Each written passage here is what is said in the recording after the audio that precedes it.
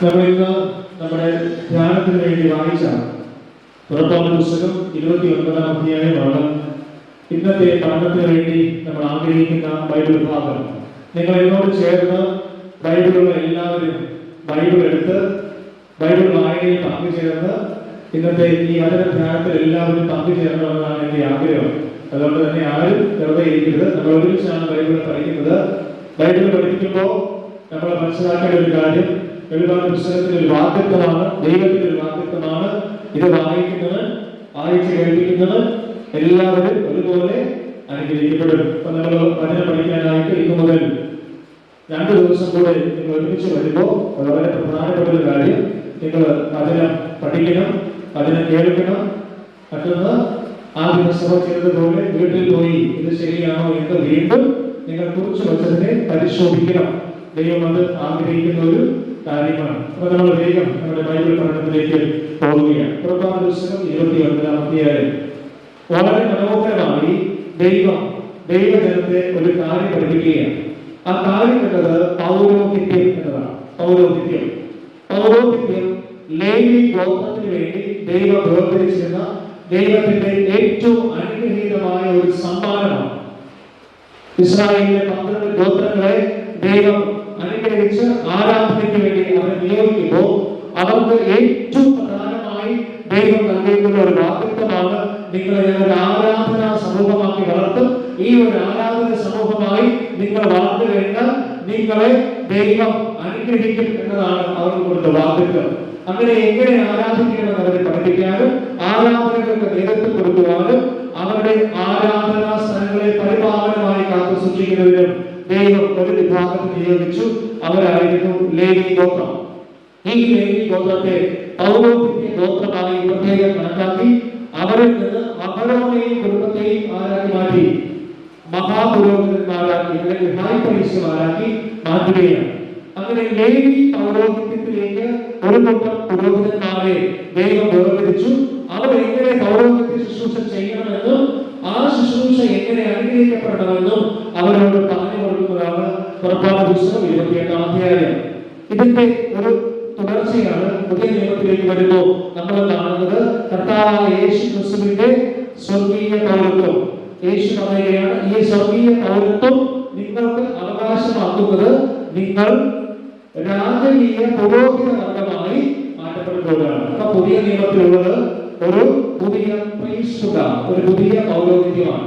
അപ്പൊ നമ്മൾ പഠിക്കാനായി ആഗ്രഹിക്കുന്നത്, ഈ പഴയ നിയമ പൗരോഹിത്യം ഒരു ഗോത്രത്തിന് മാത്രമായി നൽകപ്പെട്ടുവെങ്കിൽ പുതിയ നിയമത്തിന്റെ പൗരോഹിത്യം നമുക്ക് എല്ലാവർക്കും ദൈവം നൽകിയതാണ്. എല്ലാവർക്കും. ആർക്കൊക്കെയാണ്? അവരെ കൈക്കൊണ്ട്, അതായത് യേശുവിനെ കൈക്കൊണ്ട് യേശുവിന്റെ നാമം എന്ന് പറഞ്ഞ വചനം ഏറ്റെടുത്ത് വചനത്തിൽ വിശ്വസിക്കുന്ന എല്ലാവർക്കും ദൈവത്തിന്റെ മക്കൾ അല്ലെങ്കിൽ രാജകീയ പൗരോഹിത്യ വിഭാഗത്തിന്റെ അവകാശികളും അംശികളുമാകുവാൻ ദൈവം അവകാശവും അധികാരവും കൊടുത്തു. അങ്ങനെയെങ്കിൽ നമ്മൾ ഇന്ന് പഠിക്കാനായി ശ്രമിക്കുന്നത്, ദൈവം നമ്മളെ ഒരു പൗരോഹിത്യ ശുശ്രൂഷയ്ക്കാണ് വിളിച്ചിരിക്കുന്നത്. നമ്മളെല്ലാവരെയും അങ്ങനെ ഒരു പ്രത്യേക ദൈവം നൽകിയാണ് വിളിച്ചിരിക്കുന്നത്. അപ്പൊ ആ പൗരോഹിത്യ ശുശ്രൂഷ നമുക്ക് ഭംഗിയായിട്ട് ചെയ്യണമെങ്കിൽ യേശു ആഗ്രഹിച്ച യേശുവിന്റെ പിന്തുടർച്ചയിൽ നിന്ന് വന്ന പൗരോഹിത്യം നമുക്ക് ചെയ്യണമെങ്കിൽ നമ്മൾ എന്തൊക്കെയാണ് ജീവിതത്തിൽ മാറ്റേണ്ട ക്രമങ്ങൾ? ലേവി ഗോത്രത്തിന്റെ ക്രമപ്രകാരമല്ല യേശു പുരോഹിതനായി മാറിയത്. യേശു ആരുടെ ക്രമപ്രകാരമാണ്? മൽക്കീസേദക്കിന്റെ ക്രമപ്രകാരമാണ് യേശു പൗരോഹിത്യ ശുശ്രൂഷ ചെയ്തു വന്നത്. ലേവി ഗോത്രത്തിന്റെ ക്രമമനുസരിച്ച് ഒരു പുരോഹിതൻ പൗരോഹിത്യ ശുശ്രൂഷ ചെയ്തു കഴിഞ്ഞാൽ അദ്ദേഹത്തിന്റെ കാലഘട്ടം കഴിഞ്ഞ് മറ്റൊരാളാണ് അത് ചെയ്തു വന്നിരുന്നത്. എന്നാൽ പുതിയ നിയമത്തിന്റെ ക്രമം അനുസരിച്ച് നിങ്ങൾ എന്നേക്ക് പുരോഹിതന്മാരെന്ന് പറഞ്ഞാൽ മരിച്ചാലും നമ്മുടെ ആത്മാവ് ദൈവസഭയിൽ ദൈവത്തോട് ചേർന്ന് ഇതേ ശുശ്രൂഷ ചെയ്തുകൊണ്ടിരിക്കും. അവസാനിക്കുന്നില്ല. ദൈവത്തോടൊപ്പമുള്ള ഒരു വാസം നമുക്ക് അതിലൂടെ വാഗ്ദത്തം ചെയ്യുന്നു ഉണ്ട്. അതിനെയാണ് പുതിയ പൗരോഹിത്യം എന്ന് പറയുന്നത്. അപ്പോൾ മൽക്കീസേദക്കിന്റെ ക്രമപ്രകാരമാണ് യേശു പുരോഹിതനായി മാറിയത്. യേശുവിന്റെ ഗോത്രം ഏതാണ്? ഏത് ഗോത്രത്തിലെ സിംഹമെന്നാണ് യേശുവിനെ വിളിക്കുന്നത്? ജൂദാ ഗോത്രം അല്ലെങ്കിൽ യഹൂദാ ഗോത്രം. അപ്പൊ യേശു യഹൂദാ ഗോത്രത്തിൽ നിന്ന് വന്ന ദൈവപുത്രനായിരുന്നു. ലേവി ഗോത്രത്തിൽ നിന്ന് വന്നതാണോ? അല്ല. അപ്പൊ ലേവി പൗരോഹിത്യം അവിടെ നിൽക്കുന്നു. എന്നാൽ ലേവി പൗരോഹിത്യത്തിനുള്ളിൽ പറഞ്ഞിട്ടുള്ള കാര്യങ്ങളെല്ലാം ദാവീദിന്റെ പുത്രനായി ജനിച്ച് യഹൂദ ഗോത്രത്തിൽ നിന്ന് വന്ന് രാജകീയ പൗരോഹിത്യ ശുശ്രൂഷ നിർവഹിച്ച യേശു നമ്മളോട് ആഹ്വാനം ചെയ്യുന്നത് അതെല്ലാം നമുക്കും ബാധകമാണ് എന്നതാണ്. അപ്പൊ എന്തൊക്കെയാണ് നമ്മൾ കർത്താവിന്റെ പ്രിയ പൗരോഹിത്യ ശുശ്രൂഷകൾ ചെയ്യുന്നതിന് വേണ്ടി നമ്മളെ വിളിച്ചിരിക്കുമ്പോൾ നമുക്ക് നമ്മുടെ ജീവിതത്തിൽ അനുവർത്തിക്കേണ്ടതായിട്ടുള്ളത് നമുക്ക് പതിയെ പഠിക്കാം. പുറപ്പാട് പുസ്തകം 29-ാം അധ്യായം. അവർ എനിക്ക് പൗരോഹിത്യ ശുശ്രൂഷ ചെയ്യുന്നതിന് വേണ്ടി നീ അവരെ ആദ്യം ശുദ്ധീകരിക്കണം. അപ്പൊ ആദ്യം ഉണ്ടാകേണ്ട കാര്യം ഏതാണ്? വിശുദ്ധീകരണം. അപ്പൊ വിശുദ്ധീകരണം കൂടാതെ നിങ്ങൾക്ക് ദൈവത്തെ പ്രസാദിപ്പിക്കുവാനായി സാധിക്കുകയില്ല. ദൈവം നമ്മളിലൂടെ ഈ ലോകത്ത് ഓരോ വ്യക്തികളിലൂടെയും ആഗ്രഹിക്കുന്ന ഒരു കാര്യം, നിങ്ങൾ ദൈവത്തിന്റെ പുരോഹിതന്മാരാണ്. എല്ലാവരും ഓർക്കണം, നമ്മളെ സാധാരണ മക്കളാണോ? അല്ല, നമുക്ക് എല്ലാവർക്കും ഒരു പൗരോഹിത്യ ശുശ്രൂഷ ദൈവം തന്നിട്ടുണ്ട്. നമ്മളെല്ലാവരും ക്രിസ്തുവിന്റെ പുരോഹിതന്മാരാണ്. അങ്ങനെയെങ്കിൽ ഒന്നാമത് നമുക്കുണ്ടാകേണ്ടത് നമ്മൾ ശുദ്ധിയുള്ളവരായി തീരണം. ശുദ്ധിയുള്ളവരായി തീരണം. ശുദ്ധിയുള്ളവരായി തീരണമെന്ന് പറയുമ്പോ ഒന്നാമത് ഇവരെ ശുദ്ധീകരിക്കുന്നതിന് വേണ്ടി പുറപ്പാട് പുസ്തകം 29-ാം അധ്യായത്തിൽ അവർ പറയുന്നു, നീ ഇവരെ കൊണ്ടുപോയിട്ട് എല്ലാവരെയും മോശയോട് പറയുകയാണ്, ജലസ്നാനത്താൽ ആദ്യം ശുദ്ധീകരിക്കണം. വെള്ളത്താൽ ശുദ്ധീകരിക്കണം. വെള്ളത്താൽ ശുദ്ധീകരിക്കണം. എങ്ങനെയാണ് ജലത്തിലുള്ള ശുദ്ധീകരണം നമുക്ക് ലഭിക്കുന്നത്? രണ്ട് കാര്യങ്ങളിലൂടെയാണ്. ഒന്ന്, ഒരു കുട്ടിയെ അല്ലെങ്കിൽ ഒരു മുതിർന്ന ആളിനെ മുഖ്യ സ്നാനത്തിലൂടെയോ തളിക്കൽ സ്നാനത്തിലൂടെയോ ദൈവം അനുവദിച്ച ഏത് സ്നാനത്തിലൂടെയോ സ്നാനപ്പെടുത്തുമ്പോൾ ഒന്ന് ആ വ്യക്തി വെള്ളത്താൽ ശുദ്ധീകരിക്കപ്പെടുന്നു. അങ്ങനെയെങ്കിൽ നമ്മുടെ ആദ്യഘട്ടം കംപ്ലീറ്റ് ആയിട്ടുണ്ട്. ശരിയല്ലേ? നമ്മൾ സ്നാനപ്പെട്ടവരല്ലേ എല്ലാവരും? അപ്പൊ ഫസ്റ്റ് കാറ്റഗറി നമ്മൾ കംപ്ലീറ്റ് ചെയ്തിട്ടുണ്ട്. ഇപ്പൊ കർത്താവ് പറയുകയാണ്, നിങ്ങൾ ഒന്നാമത് ചെയ്യേണ്ടത് ജലസ്നാനം. എന്നാൽ ആ ജലം എന്ന് പറയുന്നത് കേവലം വാക്കുകൾ കൊണ്ട് ആചാരങ്ങൾ കൊണ്ട് പറഞ്ഞു വയ്ക്കുന്ന ഒരു ജലമല്ല. കുറച്ചുകൂടി ആഴമായി പറഞ്ഞാൽ പറയുന്നത്, യേശു സഭയെ വചനത്തോടു കൂടിയ ജലസ്നാനത്താൽ വെളിപ്പാക്കിയിരിക്കുന്നു. എങ്കിൽ രണ്ടാമത് നമുക്കുള്ളിൽ വേണ്ടത് വെള്ളം കൊണ്ടുള്ള ഉറങ്ങിയുള്ള കഴിവുകളേക്കാൾ അപ്പുറം വചനത്താലുള്ള ജലത്തിന്റെ സ്നാനമാണ് നമുക്ക് വേണ്ടത്. വചനത്താൽ നമ്മുടെ ശരീരങ്ങളെ നമ്മൾ ശുദ്ധിയുള്ളതാക്കി തീർക്കണം. ഞാൻ രണ്ട് കാര്യങ്ങൾ പറഞ്ഞു, ഓർമ്മയുണ്ടല്ലോ? ഒന്നാമത്തെ കാര്യം, ദൈവം പറയുകയാണ് ജലത്താൽ നിങ്ങൾ വിശുദ്ധീകരിക്കണമെന്ന് പറയുമ്പോൾ നമ്മൾ ദൈവസന്നിധിയിൽ ദൈവത്താൽ വിശുദ്ധീകരിക്കപ്പെട്ട അഭിഷിക്തനായിരിക്കുന്ന ഒരു പുരോഹിതനിൽ നിന്നോ ദൈവം അധികാരപ്പെടുത്തിയ ശുശ്രൂഷയിൽ നിന്നോ സ്വീകരിക്കുന്ന വിശുദ്ധ സ്നാനത്തിലൂടെ അദ്ദേഹം അത് ചെയ്യുമ്പോൾ നിങ്ങളുടെ മേൽ വിശുദ്ധ വെള്ളം തെളിച്ചോ വെള്ളത്തിൽ മുക്കിയോ എന്ത് ചെയ്യും? നിങ്ങളുടെ നെറ്റിയിലെ ക്രിസ്തുവിന്റെ ഒരു കുരിശടയാളം വരച്ചതിന് ശേഷം പറയും, ക്രിസ്തുവിന്റെ ആട്ടിൻകൂട്ടത്തിലേക്ക് നിങ്ങളെ മാറ്റിയിരിക്കുന്നു എന്ന് പറഞ്ഞ് നിങ്ങളെ ശുദ്ധീകരിക്കും, നിങ്ങളെ ക്ലൻസ് ചെയ്യും. അപ്പോൾ ഇവിടെ ആദ്യമായിട്ട് ചെയ്യുന്നത് നിങ്ങൾക്കുള്ള ക്ലൻസിംഗ് ആണ്, ജലത്താലുള്ള ശുദ്ധീകരണം. രണ്ടാമത് വചനത്താലുള്ള ജലസ്നാനം. വചനം അയച്ച് ദൈവം നമ്മൾ എന്ത് ചെയ്യുന്നുണ്ട്? ശുദ്ധീകരിക്കുന്നത്. പറയുന്നത് വചനത്തിന് വളരെയധികം പ്രാധാന്യം നമ്മുടെ ജീവിതത്തിൽ ഉണ്ട്. ഇനി നമുക്കൊരു ഭാഗത്തിലേക്ക് പോയി കഴിഞ്ഞാൽ കുറച്ചുകൂടി വ്യക്തമായിട്ട് നമുക്ക് പഠിക്കാനായിട്ട് പറ്റും. സെഖര്യാവിന്റെ പുസ്തകം 3-ാം അധ്യായം. സെഖര്യാ പ്രവാചകന്റെ പുസ്തകം 3-ാമത്തെ അധ്യായം. സെഖര്യാവിന്റെ പുസ്തകം നമ്മൾ വായിക്കുമ്പോൾ സെഖര്യാവിന് ദൈവത്തിന്റെ ഒരു ദർശനം ഉണ്ടാകുകയാണ്. ഈ ദർശനം എന്ന് പറയുന്നത് ആ കാലഘട്ടവുമായി ബന്ധപ്പെട്ടും അത് മാത്രമല്ല തുടർന്ന് സംഭവിക്കേണ്ടിയിരിക്കുന്നതുമായ ചില കാര്യങ്ങളുടെ മുൻ ധാരണയും ഉൾക്കൊള്ളത് കൂടിയാണ്. ആരുടെ കാലഘട്ടത്തിലാണ് സെഖര്യാവ് പ്രവചിച്ചതെന്നറിയാമോ? ദാര്യാവേശ് രാജാവിന്റെ കാലഘട്ടത്തിലാണ്. പറഞ്ഞപ്പോൾ ദാര്യാവേശ് രാജാവിന്റെ കാലഘട്ടത്തിൽ സെഖര്യാവ് പ്രവചിക്കുകയാണ്. അങ്ങനെ സെഖര്യാവിന് ഒരു ദർശനമുണ്ടായി. ആ ദർശനം അദ്ദേഹം കാണുകയാണ്. 3-ാമത്തെ അധ്യായം. സെഖര്യാവ് 3-ാമത്തെ അധ്യായം. ഈ 3-ാമത്തെ അധ്യായത്തിൽ ഓരോ പുരോഹിതനെ കുറിച്ച് പറയുകയാണ്. അദ്ദേഹം സാധാരണ ഒരു പുരോഹിതനല്ല, ഹൈ പ്രീസ്റ്റ് ആണ്, മഹാപുരോഹിതൻ. അദ്ദേഹത്തിന്റെ പേര് 1-ാമത്തെ വാക്യത്തിലുണ്ട്. അദ്ദേഹത്തിന്റെ പേര് യോശുവ അല്ലെങ്കിൽ ജോഷുവ എന്നാണ്. നമ്മുടെ പഴയ നിയമത്തിൽ മോശയ്ക്ക് ശേഷം ഇസ്രായേൽ ജനങ്ങളെ നയിച്ച യോശുവയാണോ? അല്ല. മനസ്സിലായോ? ആ യോശുവയല്ല. ഈ യോശുവ മഹാപുരോഹിതനായ യോശുവയാണ്. പൗരോഹിത്യത്തെ കുറിച്ചാണ് ഞാൻ പറഞ്ഞു വരുന്നത്. മഹാപുരോഹിതനായ യോശുവ. ഈ യോശുവ ആരുടെ മകനായിരുന്നു എന്ന് നമ്മൾ മനസ്സിലാക്കണമെന്നുണ്ടെങ്കിൽ ഒരു ഭാഗത്തിലേക്ക് നമുക്ക് പോകാം. ഹഗ്ഗായി പ്രവാചകന്റെ പുസ്തകം 1-ാം അധ്യായം 1-ാമത്തെ വാക്യത്തിൽ രേഖപ്പെടുത്തിയിട്ടുണ്ട്. സെക്കൻഡ് തൊട്ട് ബാക്കിലുള്ള പുസ്തകമാണ് ഏത്? ഹഗ്ഗായി. ഹഗ്ഗായി 1-ാം അധ്യായം 1-ാമത്തെ വാക്യം അവസാനത്തെ ഭാഗം ഞാൻ വായിക്കാം. അവിടെ യഹോസോദാക്കിന്റെ മകനായ യോശുവ, ആരുടെ മകൻ? യഹോസോദാക്കിന്റെ മകനായ യോശുവയ്ക്കും എന്ന് ബാക്കി കാര്യങ്ങൾ പറഞ്ഞു പോവുകയാണ്. അപ്പൊ യഹോസോദാക്കിന്റെ മകനാണ് ഇവിടെ പറഞ്ഞിരിക്കുന്ന യോശുവ എന്ന് പറയുന്നത്. അദ്ദേഹം ആ കാലഘട്ടത്തിൽ ദൈവം നിയോഗിച്ചാക്കിയ മഹാപുരോഹിതനായിരുന്നു. ഈ മഹാപുരോഹിതന്റെ ജീവിതത്തെ ഈ പ്രവാചകന് മുമ്പിൽ ദൈവം പറഞ്ഞു കൊടുക്കുകയാണ്. എന്താണ് പറഞ്ഞു കൊടുക്കുന്നത്? നമ്മൾ വായിക്കുക. അനന്തരം അവൻ എനിക്ക് മഹാപുരോഹിതനായ യോശുവ എന്ന യഹോവയുടെ ദൂതന്റെ മുമ്പിൽ നിൽക്കുന്നതും സാത്താൻ അവനെ കുറ്റം ചുമത്തുവാൻ അവന്റെ വലത്ത് ഭാഗത്ത് നിൽക്കുന്നതും കാണിച്ചു കൊടുത്തു. കാണിച്ചു തന്നു. ആർക്ക് കാണിച്ചു തന്നു? എന്റെ കൂടെ വരണേ. ആർക്ക് കാണിച്ചു തന്നു? സെക്കൻഡിയാർക്ക് കാണിച്ചു തന്നു. ആരെ പറ്റിയാണ് കുറ്റം പറയുന്നത്? ഒരു മഹാപുരോഹിതനെ പറ്റി. ആരാണ് മഹാപുരോഹിതൻ?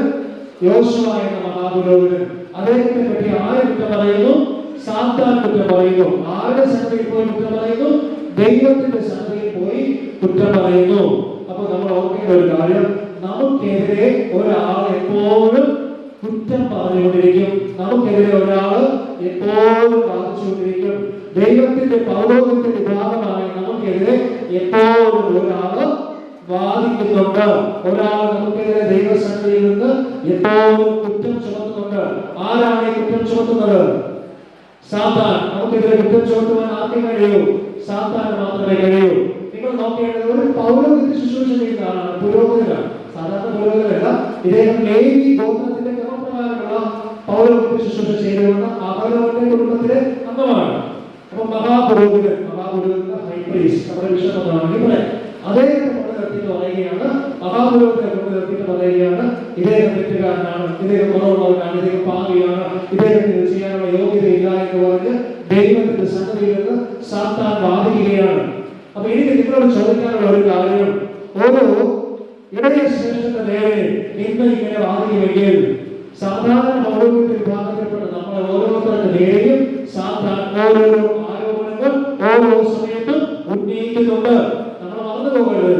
നമ്മൾ ചെയ്യുന്ന ഓരോ കാര്യങ്ങളെയും അവൻ ഗൗരവമായി കണ്ട് നമുക്കെതിരെ വാദിച്ചുകൊണ്ടിരിക്കും. എന്നാൽ നമുക്കെതിരെ വാദിക്കുമ്പോൾ മറുവശത്ത് നമുക്ക് വേണ്ടി ഒരാള് പക്ഷപാതം ചെയ്യും. ആരാണത്? യേശു നമുക്ക് വേണ്ടി പക്ഷപാതം ചെയ്തുകൊണ്ടാണ് ഇവന്റെ ആരോപണങ്ങൾ നിലനിൽക്കുമ്പോഴും നമ്മൾ ഇന്നും ദൈവസ്നേഹത്തിൽ ജീവിച്ച് മുന്നോട്ട് പോകുന്നത്. അങ്ങനെ ആരോപണങ്ങൾ ചുമത്തുകയാണ്. അപ്പോൾ യഹോവ സാത്താനോട് ഒരു മറുപടി പറഞ്ഞു. 2-ാമത്തെ വാക്യം, സാത്താനെ ഞാൻ നിന്നെ ഭർഷിക്കുന്നു എന്ന് പറഞ്ഞു. സാത്താനെ ഞാൻ നിന്നെ ഭർഷിക്കുന്നു. യെരൂശലേമിനെ തിരഞ്ഞെടുത്തിരിക്കുന്ന യഹോവ തന്നെ നിന്നെ ഭർഷിക്കുന്നു. യെരൂശലേം എന്ന് പറഞ്ഞാൽ എങ്ങനെയാണ് സൂചിപ്പിക്കുന്നത്? എങ്ങനെയാണ്? ആരാധനാ സ്ഥലമുള്ള സ്ഥലമാണ് ജെറുസലേം. അപ്പോൾ ആരാധനയ്ക്ക് വേണ്ടി ഒരു സ്ഥലം ദൈവം വേർതിരിച്ചു. അവിടെയാണ് ദൈവ ആരാധനയ്ക്ക് വേണ്ടി ജനം വന്നത്. അവിടെയാണ് ദൈവത്തിന്റെ ജനം ആരാധിക്കുന്നത്.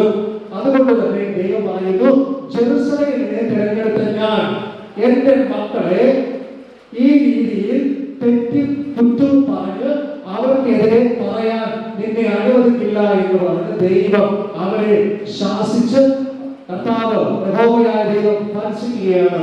പക്ഷെ ഒരു കാര്യമുണ്ട്, കർത്താവ് ഒരു കവറിൽ കിട്ടിയിട്ടുള്ളത് ആർക്കാണ്? ജെറുസലേമിന്റെ പേര് പറഞ്ഞാണ്. ജെറുസലേം എന്ന് പറഞ്ഞാൽ ആരാധനയ്ക്കുള്ളിൽ നിൽക്കുന്നവർക്ക് വേണ്ടിയാണ് ഈ വാഗ്ദത്തം കർത്താവ് നമുക്ക് നൽകിയിട്ടുള്ളത്. ജെറുസലേമിനുള്ളിൽ നിങ്ങളാണോ, അല്ലെങ്കിൽ നിങ്ങളുടെ ആരാധനയുടെ ഭാഗമാണോ, നിങ്ങളുടെ ആരാധനയോട് ചേർന്ന് പോകുന്നുണ്ടെങ്കിൽ, നിങ്ങളുടെ പ്രാർത്ഥനാ കൂട്ടായ്മയുടെ കൂടെ ചേർന്ന് പോകുന്നുണ്ടെങ്കിൽ, നമുക്കെതിരെ ഒരു ആരോപണം പറഞ്ഞാൽ ജെറുസലേമിനുള്ളിലാണ് നിങ്ങളെങ്കിൽ, ജെറുസലേമിന്റെ കോട്ടയ്ക്കുള്ളിലാണ് നിങ്ങളെങ്കിൽ, നിങ്ങൾക്ക് വേണ്ടി കർത്താവ് പക്ഷപാതം ചെയ്ത് നിങ്ങൾക്ക് വേണ്ടി വാദിക്കും. അതുകൊണ്ടാണ് പറയുന്നത്, നിങ്ങൾ ആരാധിക്കണം. ഈ പള്ളിയിൽ വന്നപ്പോൾ ഭയങ്കര സന്തോഷം. 4 ദിവസം തുടർച്ചയായിട്ട് വാർഡ് കൺവെൻഷനാണ്, നിങ്ങൾ ആരാധിക്കുകയാണ്. അച്ഛൻ പറഞ്ഞു ഫാസ്റ്റിംഗ് പ്രയറാണ്. എന്താണ് അതിന്റെ പ്രത്യേകത? ദൈവത്തിന്റെ ആരാധനയ്ക്ക് നിങ്ങൾ കൊടുക്കുന്ന ഒരു വിലയാണ്. മനസ്സിലായോ? ദൈവത്തിന്റെ ആരാധനയ്ക്ക് നിങ്ങൾ ഒരു വില കൊടുക്കുന്നുണ്ടെങ്കിൽ നിങ്ങൾക്കെതിരെ ശത്രു വന്ന് നിന്ന് വാദിക്കുമ്പോ ദൈവം പറയും, ഇവർ എന്നെ ആരാധിക്കുന്ന ജെറുസലേമിന്റെ കോട്ടയ്ക്കുള്ളിൽ നിൽക്കുന്ന മക്കളാണ്. അവരെ നിനക്ക് ശത്രുവിന്റെ വാദങ്ങൾ പറഞ്ഞ് അവരെ തകർക്കാൻ ഞാൻ അനുവദിക്കില്ല എന്ന് നമുക്ക് വേണ്ടി ആര് പറയും? യേശു പറയും. യേശു പറയണമെങ്കിൽ നമ്മൾ എവിടെ നിൽക്കണം? ദൈവങ്ങളെ, നമ്മൾ എവിടെ നിൽക്കണം? ജെറുസലേമിന്റെ കോട്ടയ്ക്കുള്ളിൽ നിൽക്കണം. നിങ്ങളുടെ ജെറുസലേമിന്റെ കോട്ട ഏതാണ്? നിങ്ങളുടെ ആലയമാണ്. മനസ്സിലായോ? നിങ്ങളുടെ ആലയമാണ്. നിങ്ങളുടെ ആരാധനയിൽ, നിങ്ങളുടെ കൂട്ടായ്മയിൽ, പ്രിയ അച്ഛനോട് നിങ്ങൾക്ക് ലഭിക്കുന്ന ശുശ്രൂഷകളാണ് ആ ജെറുസലേമിന്റെ കോട്ടയ്ക്കുള്ളിൽ നിങ്ങളുടെ അനുഗ്രഹത്തിന് വേണ്ടി ദൈവം വച്ചിട്ടുള്ളത്. അതിനെ നിങ്ങൾ ഏറ്റെടുത്ത് സ്വീകരിച്ച് മുന്നോട്ട് പോയി കഴിഞ്ഞാൽ നിങ്ങൾക്കെതിരെ ഒരു പൗരോഹിത്യ വിഭാഗത്തിൽപ്പെട്ട നമുക്ക് ആർക്കെതിരെ സാത്താൻ എന്ത് വാദിച്ചാലും തിരിച്ച് കർത്താവ് പറയും, ഇവൻ എന്റെ മകളാണ്, ഇവൻ എന്റെ മകനാണ്. നിനക്ക് അങ്ങനെ പറയാൻ അനുവാദമില്ല. കാരണം അവരെന്നെ ആരാധിക്കുന്നുണ്ട്. അതാണ് കാരണം. അവർ എന്റെ കോട്ടയ്ക്കുള്ളിലാണ്, ജെറുസലേമിന്റെ കോട്ടയ്ക്കുള്ളിലാണ്. അങ്ങനെ കർത്താവ് അത് പറഞ്ഞു. എന്നിട്ട് ഒരു കാര്യം പറയുകയാണ്. ഈ കാര്യങ്ങളൊക്കെ പറഞ്ഞിട്ട് ഇവൻ തീയിൽ നിന്ന് വലിച്ചെടുക്കപ്പെട്ട കൊള്ളിയല്ലയോ എന്ന് കൽപ്പിച്ചു. ആരെക്കുറിച്ച് പറയുകയാണ്? ജോഷുവയെ കുറിച്ച് പറയുകയാണ്. നീ വാദിച്ചല്ലോ, ഈ ജോഷുവ എന്ന മഹാപുരോഹിതൻ തെറ്റുകാരനാണെന്ന് വാദിച്ചല്ലോ, അവനെ കുറിച്ച് എനിക്കൊരു സാക്ഷ്യം പറയാനുണ്ട്. ദൈവം പറയുകയാണ്, നീ ആരോപണം ഉന്നയിച്ച ഈ യോശുവ എന്ന മഹാപുരോഹിതന് എന്റെ ഹൃദയത്തിനുള്ളിൽ ഒരു സ്ഥാനമുണ്ട്. എന്താണ് ആ സ്ഥാനം എന്നറിയാമോ? ആ സ്ഥാനത്തിന്റെ പേരാണ് തീയിൽ നിന്ന് വലിച്ചെടുക്കപ്പെട്ട ഒരു കൊള്ളിയാണ്. ഒരു കൊള്ളിയാണ്. അവൻ എനിക്ക് തീർന്നിട്ടില്ല. അവൻ ഈ കത്തി ജ്വലിക്കാനായിട്ട് ഉള്ളവനാണ്. തീക്ക് അവനെ നശിപ്പിക്കാനായിട്ട് സാധിക്കുകയില്ല. തീക്ക് അവനെ നശിപ്പിക്കാനായിട്ട് കഴിയുകയില്ല. കാരണം ഈ മനുഷ്യൻ പരിശുദ്ധാത്മാവാകുന്ന അഗ്നിയിൽ സ്ഫുടം ചെയ്യപ്പെട്ട ഒരു ജ്വലനമായിട്ട് ഇന്നും നിൽക്കുന്നുണ്ട്. പരിശുദ്ധാത്മാവിന്റെ ശക്തിയാൽ ജ്വലിച്ചു നിൽക്കുന്നുണ്ട്. അതുകൊണ്ട് അഗ്നിയിൽ നിന്ന്, ഏത് അഗ്നിയിൽ നിന്ന്? പരിശുദ്ധാത്മാവാകുന്ന അഗ്നിയിൽ നിന്ന് ഞാൻ അവനെ ഒരു ചെറിയ കമ്പായിട്ട് എടുത്തു വച്ചിരിക്കുകയാണ്. അതിന്റെ അർത്ഥം എനിക്ക് പ്രിയപ്പെട്ട മഹാപുരോഹിതനായിരിക്കുന്ന ഈ യോശുവ, നീ പറയുന്നത് പോലെ ഞാൻ അവനെ തള്ളിക്കളയില്ല. അവന്റെ മേൽ ഒരു ഗിഫ്റ്റ് ഉണ്ട്. അതിന്റെ പേരാണ് പരിശുദ്ധാത്മാവാകുന്ന തീ. അവന്റെ പേര് ഇറങ്ങിയിട്ടുണ്ട്. അതുകൊണ്ട് നിനക്ക് അവനെതിരെ വാദിക്കാനായിട്ട് സാധിക്കില്ല. അങ്ങനെയെങ്കിൽ നിങ്ങൾ ഓർക്കണം, നമ്മൾ മനസ്സിലാക്കണം, ദൈവത്തിന്റെ മക്കളെ പിശാച് വാദിച്ച് നശിപ്പിക്കാതിരിക്കണമെന്നുണ്ടെങ്കിൽ നമ്മൾ ഒരു അഗ്നിയിൽ സ്ഫുടം ചെയ്യപ്പെട്ടവരായിട്ട് മാറണം. ആ അഗ്നിയുടെ പേരാണ് പരിശുദ്ധാത്മാവാകുന്ന അഗ്നി. ഇത് യോശുവയെ കുറിച്ച് ലോകം പറയുന്നതല്ല. യോശുവയെ കുറിച്ച്, യോശുവ എന്ന മഹാപുരോഹിതനെ കുറിച്ച് ദൈവം പറയുന്ന സാക്ഷ്യമാണ്. എന്നെ നിങ്ങളെ കുറിച്ച് ദൈവം പറയാനായി ആഗ്രഹിക്കുന്ന ഒരു സാക്ഷ്യമാണ്. എന്റെ മകൻ, അവൻ അല്ലെങ്കിൽ അവൾ പരിശുദ്ധാത്മാവാകുന്ന അഗ്നിയാൽ ജ്വലിച്ചു നിൽക്കുന്ന ഒരു മകനാണ്, മകളാണെന്ന് പറയണം. നിങ്ങളുടെ ഉള്ളിൽ നിങ്ങളെ കുറിച്ച് ബാധിക്കുമ്പോ യേശുവിനെ തിരിച്ചു പറയണമെങ്കിൽ നിങ്ങളുടെ ഉള്ളിൽ എന്ത് വേണം? നിങ്ങളുടെ ഉള്ളിൽ ആ പരിശുദ്ധാത്മാവിന്റെ കരുത്ത് വേണം. എന്നിട്ട് നിങ്ങൾക്ക് പറയാൻ പറ്റും, എന്റെ ഉള്ളിലുള്ളവൻ ലോകത്തിലുള്ളവനേക്കാൾ വലിയവനാണ്. എന്റെ ഉള്ളിലുള്ളത് ലോകത്തിന്റെ ശക്തിയല്ല. എന്റെ ഉള്ളിലുള്ളത് ലോകത്തിന്റെ കഴിവല്ല. എന്നെ നടത്തുന്നത് ഈ ലോകമല്ല. എന്റെ ഉള്ളിലുള്ളത് ദൈവത്തിന്റെ പരിശുദ്ധാത്മാവിന്റെ ശക്തിയാണ്. ഈ ശക്തി നിങ്ങളുടെ ഉള്ളിലുണ്ടെങ്കിൽ ആ തീയുടെ ജ്വാലയെ എന്ത് കള്ളം പറഞ്ഞും എന്ത് വാദം നടത്തിയും പിശാചിനെ കടക്കാനായിട്ടോ ഒളിപ്പിക്കാനായിട്ടോ വാദിക്കാനായിട്ടോ ദൈവം അനുവദിക്കില്ല. എങ്കിലും ഈ പുരോഹിതന്റെ ജീവിതത്തിൽ ചെറിയൊരു പ്രശ്നം ഉണ്ടായിരുന്നു. താഴോട്ട് നമ്മൾ വായിച്ചാൽ അതിനെ കുറിച്ച് പറയുന്നുണ്ട്. 3-ാമത്തെ വാക്യത്തിൽ അത് യോശുവ മുഷിഞ്ഞ വസ്ത്രം ധരിച്ചിരുന്നു. യോശുവ ധരിച്ചിരുന്ന വസ്ത്രം ഏതാണ്? മുഷിഞ്ഞ വസ്ത്രം. പക്ഷേ പുരോഹിതന് ഏത് വസ്ത്രം എപ്പോൾ എങ്ങനെ ധരിക്കണമെന്ന് ദൈവം പറഞ്ഞു കൊടുത്തിട്ടുണ്ട്. അതിൽ പ്രധാനപ്പെട്ട ഒന്നാണ്, ഇദ്ദേഹം മഹാപുരോഹിതനാണ്. മഹാപുരോഹിതൻ ധരിക്കേണ്ട വസ്ത്രം ഏഫോദ്. നിങ്ങൾ കേട്ടിട്ടുണ്ടോ? ഏഫോദ് എന്നൊരു വിശുദ്ധ വസ്ത്രമാണ് അദ്ദേഹം ധരിക്കേണ്ടത്. അദ്ദേഹം ധരിക്കുന്ന ആ ഒരു വിശുദ്ധ വസ്ത്രത്തിനോടൊപ്പം ഈ നമ്മുടെ ഈ ബ്രസ്റ്റ്, ഈ പോർഷനിൽ 12 ഗോത്രങ്ങൾക്ക് വേണ്ടി ഓരോ കല്ലുകൾ അടയാളപ്പെടുത്തിയ 12 കല്ലുകൾ 12 ഗോത്രങ്ങളുടെ മേൽ വളരെ മനോഹരമായി ബ്രസ്റ്റ് പ്ലേറ്റിൽ ഇങ്ങനെ ക്രമീകരിച്ചിരിക്കും. ഇത് ഒരു സമയത്ത് ഒരു പുരോഹിതന് മാത്രമേ ധരിക്കാൻ അനുവാദമുള്ളൂ. ഇതിനകത്ത് മറ്റൊരു സംഭവം ഉണ്ടാകും. അതിന്റെ പേരാണ് ഊറീമും തുമ്മീമും. ഓടിയും തുണിയും എന്ന് പറഞ്ഞാൽ ദൈവത്തിന്റെ അരുളപ്പാട് കിട്ടുന്നതിന് വേണ്ടി ഒരു കാലഘട്ടത്തിൽ ഒരേ ഒരു പുരോഹിതന് മാത്രം ദൈവം അതിനുള്ള ഒരു അനുവാദം നൽകും. നമ്മുടെ അച്ഛന്മാർക്ക് പറയുന്നുണ്ടോ, ഇതിനകത്തോട് എഴുതപ്പെട്ട ചെറിയ ഭാഗമുണ്ട്. അതുപോലെ ഈ പുരോഹിതന്മാർക്ക് കൈ അകത്തോട്ട് കഴിഞ്ഞാൽ ഓടിയും തുണിയും എന്ന ദൈവത്തിന്റെ അരുളപ്പാട് ലഭിക്കുന്ന ഒരു സംഭവം അതിനകത്ത് വെച്ചിട്ട് നിങ്ങൾ ഗൂഗിൾ ചെയ്ത് നോക്കിയാൽ മനസ്സിലാകും. അത് അണിഞ്ഞ് മാത്രമാണ് പല മഹാപുരോഹിതൻ നിൽക്കേണ്ടത്. പക്ഷേ യോശുവ എന്ന ഈ പുരോഹിതൻ ഇപ്പൊ ഉപയോഗിക്കുന്ന വസ്ത്രം എങ്ങനെയുള്ള വസ്ത്രമാണ്? അത്ര വിശുദ്ധിയുള്ള വസ്ത്രമല്ല. ഇപ്പോൾ പറയാനായിട്ടുള്ളത്, നമ്മെ ദൈവം ഈ ലോകത്താക്കിയിട്ടുള്ളത് വിശുദ്ധിയുള്ള വസ്ത്രം ധരിക്കാൻ വേണ്ടിയാണ്. നമുക്കൊരു വിശുദ്ധ വസ്ത്രം ദൈവം നൽകിയിട്ടുണ്ട്. നമ്മളെ കുറിച്ചാണ് പറയുന്നത്, ദൈവത്തിന് വേണ്ടി പാപം ചെയ്യാതെ തെറ്റ് ചെയ്യാതെ വിശുദ്ധിയോടുകൂടെ ജീവിച്ചവരെ കുറിച്ച് ദൈവം പറയുന്നു. അവർ കുഞ്ഞാടിന്റെ രക്തത്താൽ തങ്ങളുടെ അങ്കി അലക്കി വെളുപ്പിച്ചവരാണ്. കുഞ്ഞാടിന്റെ രക്തത്താൽ തങ്ങളുടെ അങ്കി അലക്കി വെളുപ്പിച്ചവരാണ്. അവർ സ്ത്രീകളോട് ചേർന്ന് മലിനമാകാത്തവരാണ്. അതാണ് അതിന്റെ പ്രത്യേകത. അപ്പൊ ഇദ്ദേഹം ധരിച്ചിട്ടുള്ള വസ്ത്രം കുറച്ച് മലിനമായതാണ്. നമ്മുടെ ജീവിതത്തിൽ പുറമേ വരുന്ന ചില കാരണങ്ങൾ നമ്മുടെ ജീവിതത്തെ മലിനമാക്കാം. നമ്മുടെ ചില വാക്കുകൾ നമ്മളെ മലിനമാക്കാം. നമ്മുടെ ചില സംഭാഷണങ്ങൾ നമ്മളെ മലിനമാക്കാം. നമ്മുടെ ചില ബന്ധങ്ങൾ നമ്മളെ മലിനമാക്കാം. അപ്പൊ ഏതെങ്കിലും ഒരു കാര്യം നമ്മുടെ ഉള്ളിൽ കയറി കഴിഞ്ഞാൽ നമ്മുടെ ഈ ജീവിതത്തിലെ വിശുദ്ധ വസ്ത്രം എങ്ങനെയായി പോകും? മലിനമായി പോകും. മലിനമാക്കപ്പെടാതിരിക്കാനായി ദൈവത്തിന്റെ മക്കളോട് വളരെ പ്രധാനമായിട്ടും ഈ ഒരു കാര്യം ഓർമ്മിക്കുകയാണ്. നിങ്ങളുടെ വിശുദ്ധ വസ്ത്രത്തെ ഒരിക്കലും മലിനമാക്കാനായിട്ട് ശ്രമിക്കരുത്. വിശുദ്ധ വസ്ത്രം എപ്പോഴും വിശുദ്ധിയോടുകൂടെ തന്നെ നിങ്ങൾ സൂക്ഷിക്കണം. ഈ വിശുദ്ധ വസ്ത്രത്തെ കുറിച്ച് കുറച്ചുകൂടെ നമ്മൾ പഠിക്കണമെന്നുണ്ടെങ്കിൽ ഒന്ന് ഭാഗങ്ങളിലൂടെ നമുക്ക് വായിച്ചു പോയി കഴിഞ്ഞാൽ നമുക്ക് വേഗത്തിൽ അത് മനസ്സിലാക്കും. അതിലൊന്ന് എബ്രായർക്കെഴുതിയ ലേഖനം 9-ാം അധ്യായം അതിന്റെ 11 മുതലുള്ള വാക്യങ്ങളാണ്. എബ്രായർക്കെഴുതിയ ലേഖനം 9-ാം അധ്യായം അതിന്റെ 11 മുതലുള്ള വാക്യങ്ങൾ. നമ്മൾ അവിടെ ദൈവത്തിന്റെ വലിയ കരുണ ദൈവത്തിന്റെ ജനങ്ങളുടെ മേൽ ദൈവത്തിൽ അനുഗ്രഹിക്കുന്നതിന് വേണ്ടി നൽകിയിരിക്കുന്നതിന്റെ അർത്ഥം ദൈവം നമുക്ക് പറഞ്ഞു തരാനായിട്ട് ശ്രമിക്കുകയാണ്. എബ്രായർ 9:11 ഞാൻ നിങ്ങൾക്ക് വായിക്കാം. അവിടെ നമ്മൾ പറയുന്നത്, ക്രിസ്തുവോ വരുവാനുള്ള നന്മകളുടെ മഹാപുരോഹിതനായി വന്നിട്ട്, അപ്പൊ ക്രിസ്തു ആരായിട്ടാണ് വന്നത്? മഹാപുരോഹിതനായി വന്നിട്ട് കൈപ്പണിയില്ലാത്തതായി എന്ന് വെച്ചാൽ ഈ സൃഷ്ടിയിൽ ഉൾപ്പെടാത്തത് വലുപ്പവും തികവുമായ കൂടാരത്തിൽ കൂടി കണ്ട് സ്വന്തം രക്തത്താൽ തന്നെ, ആരുടെ രക്തത്താലാണ്? യേശുവിന്റെ രക്തത്താൽ തന്നെ ഒരിക്കലായിട്ട് നമുക്കൊരു വീണ്ടെടുപ്പുണ്ടാക്കി. അങ്ങനെയെങ്കിൽ കുഞ്ഞാടിന്റെ രക്തത്താൽ നമ്മളെ എന്തിനു വേണ്ടി ദൈവപ്പെടുത്തുകയാണ്? അങ്കി അലക്കി വെളുപ്പിച്ച് തന്നിരിക്കുകയാണ്. അപ്പോ നമ്മുടെ അങ്കിയെ കുഞ്ഞാടിന്റെ രക്തത്താലാണ് അലക്കി വെളുപ്പിച്ചിരിക്കുന്നത്. അപ്പൊ നമ്മൾ അതിനെ മലിനമാക്കി കഴിഞ്ഞാൽ നമ്മുടെ മേലുള്ള ദൈവ തേജസ് പതിയെ പതിയെ പതിയെ പോകും. മനസ്സിലാകും. ഈ പുരോഹിതന്റെ ജീവിതത്തിൽ ചെറിയൊരു തെറ്റ് വന്നപ്പോൾ പിശാച് മറുവശത്ത് നിന്ന് വാദിക്കുകയാണ്. അങ്ങനെ വാദിക്കുന്ന സമയത്താണ് വീണ്ടും ദൈവം അവിടെ സംസാരിക്കുന്നത്. നമുക്ക് വീണ്ടും നമ്മൾ വായിച്ച സെക്കൻഡ് പുസ്തകത്തിലേക്ക് മടങ്ങി വരാം. ദൈവം സംസാരിക്കുകയാണ്.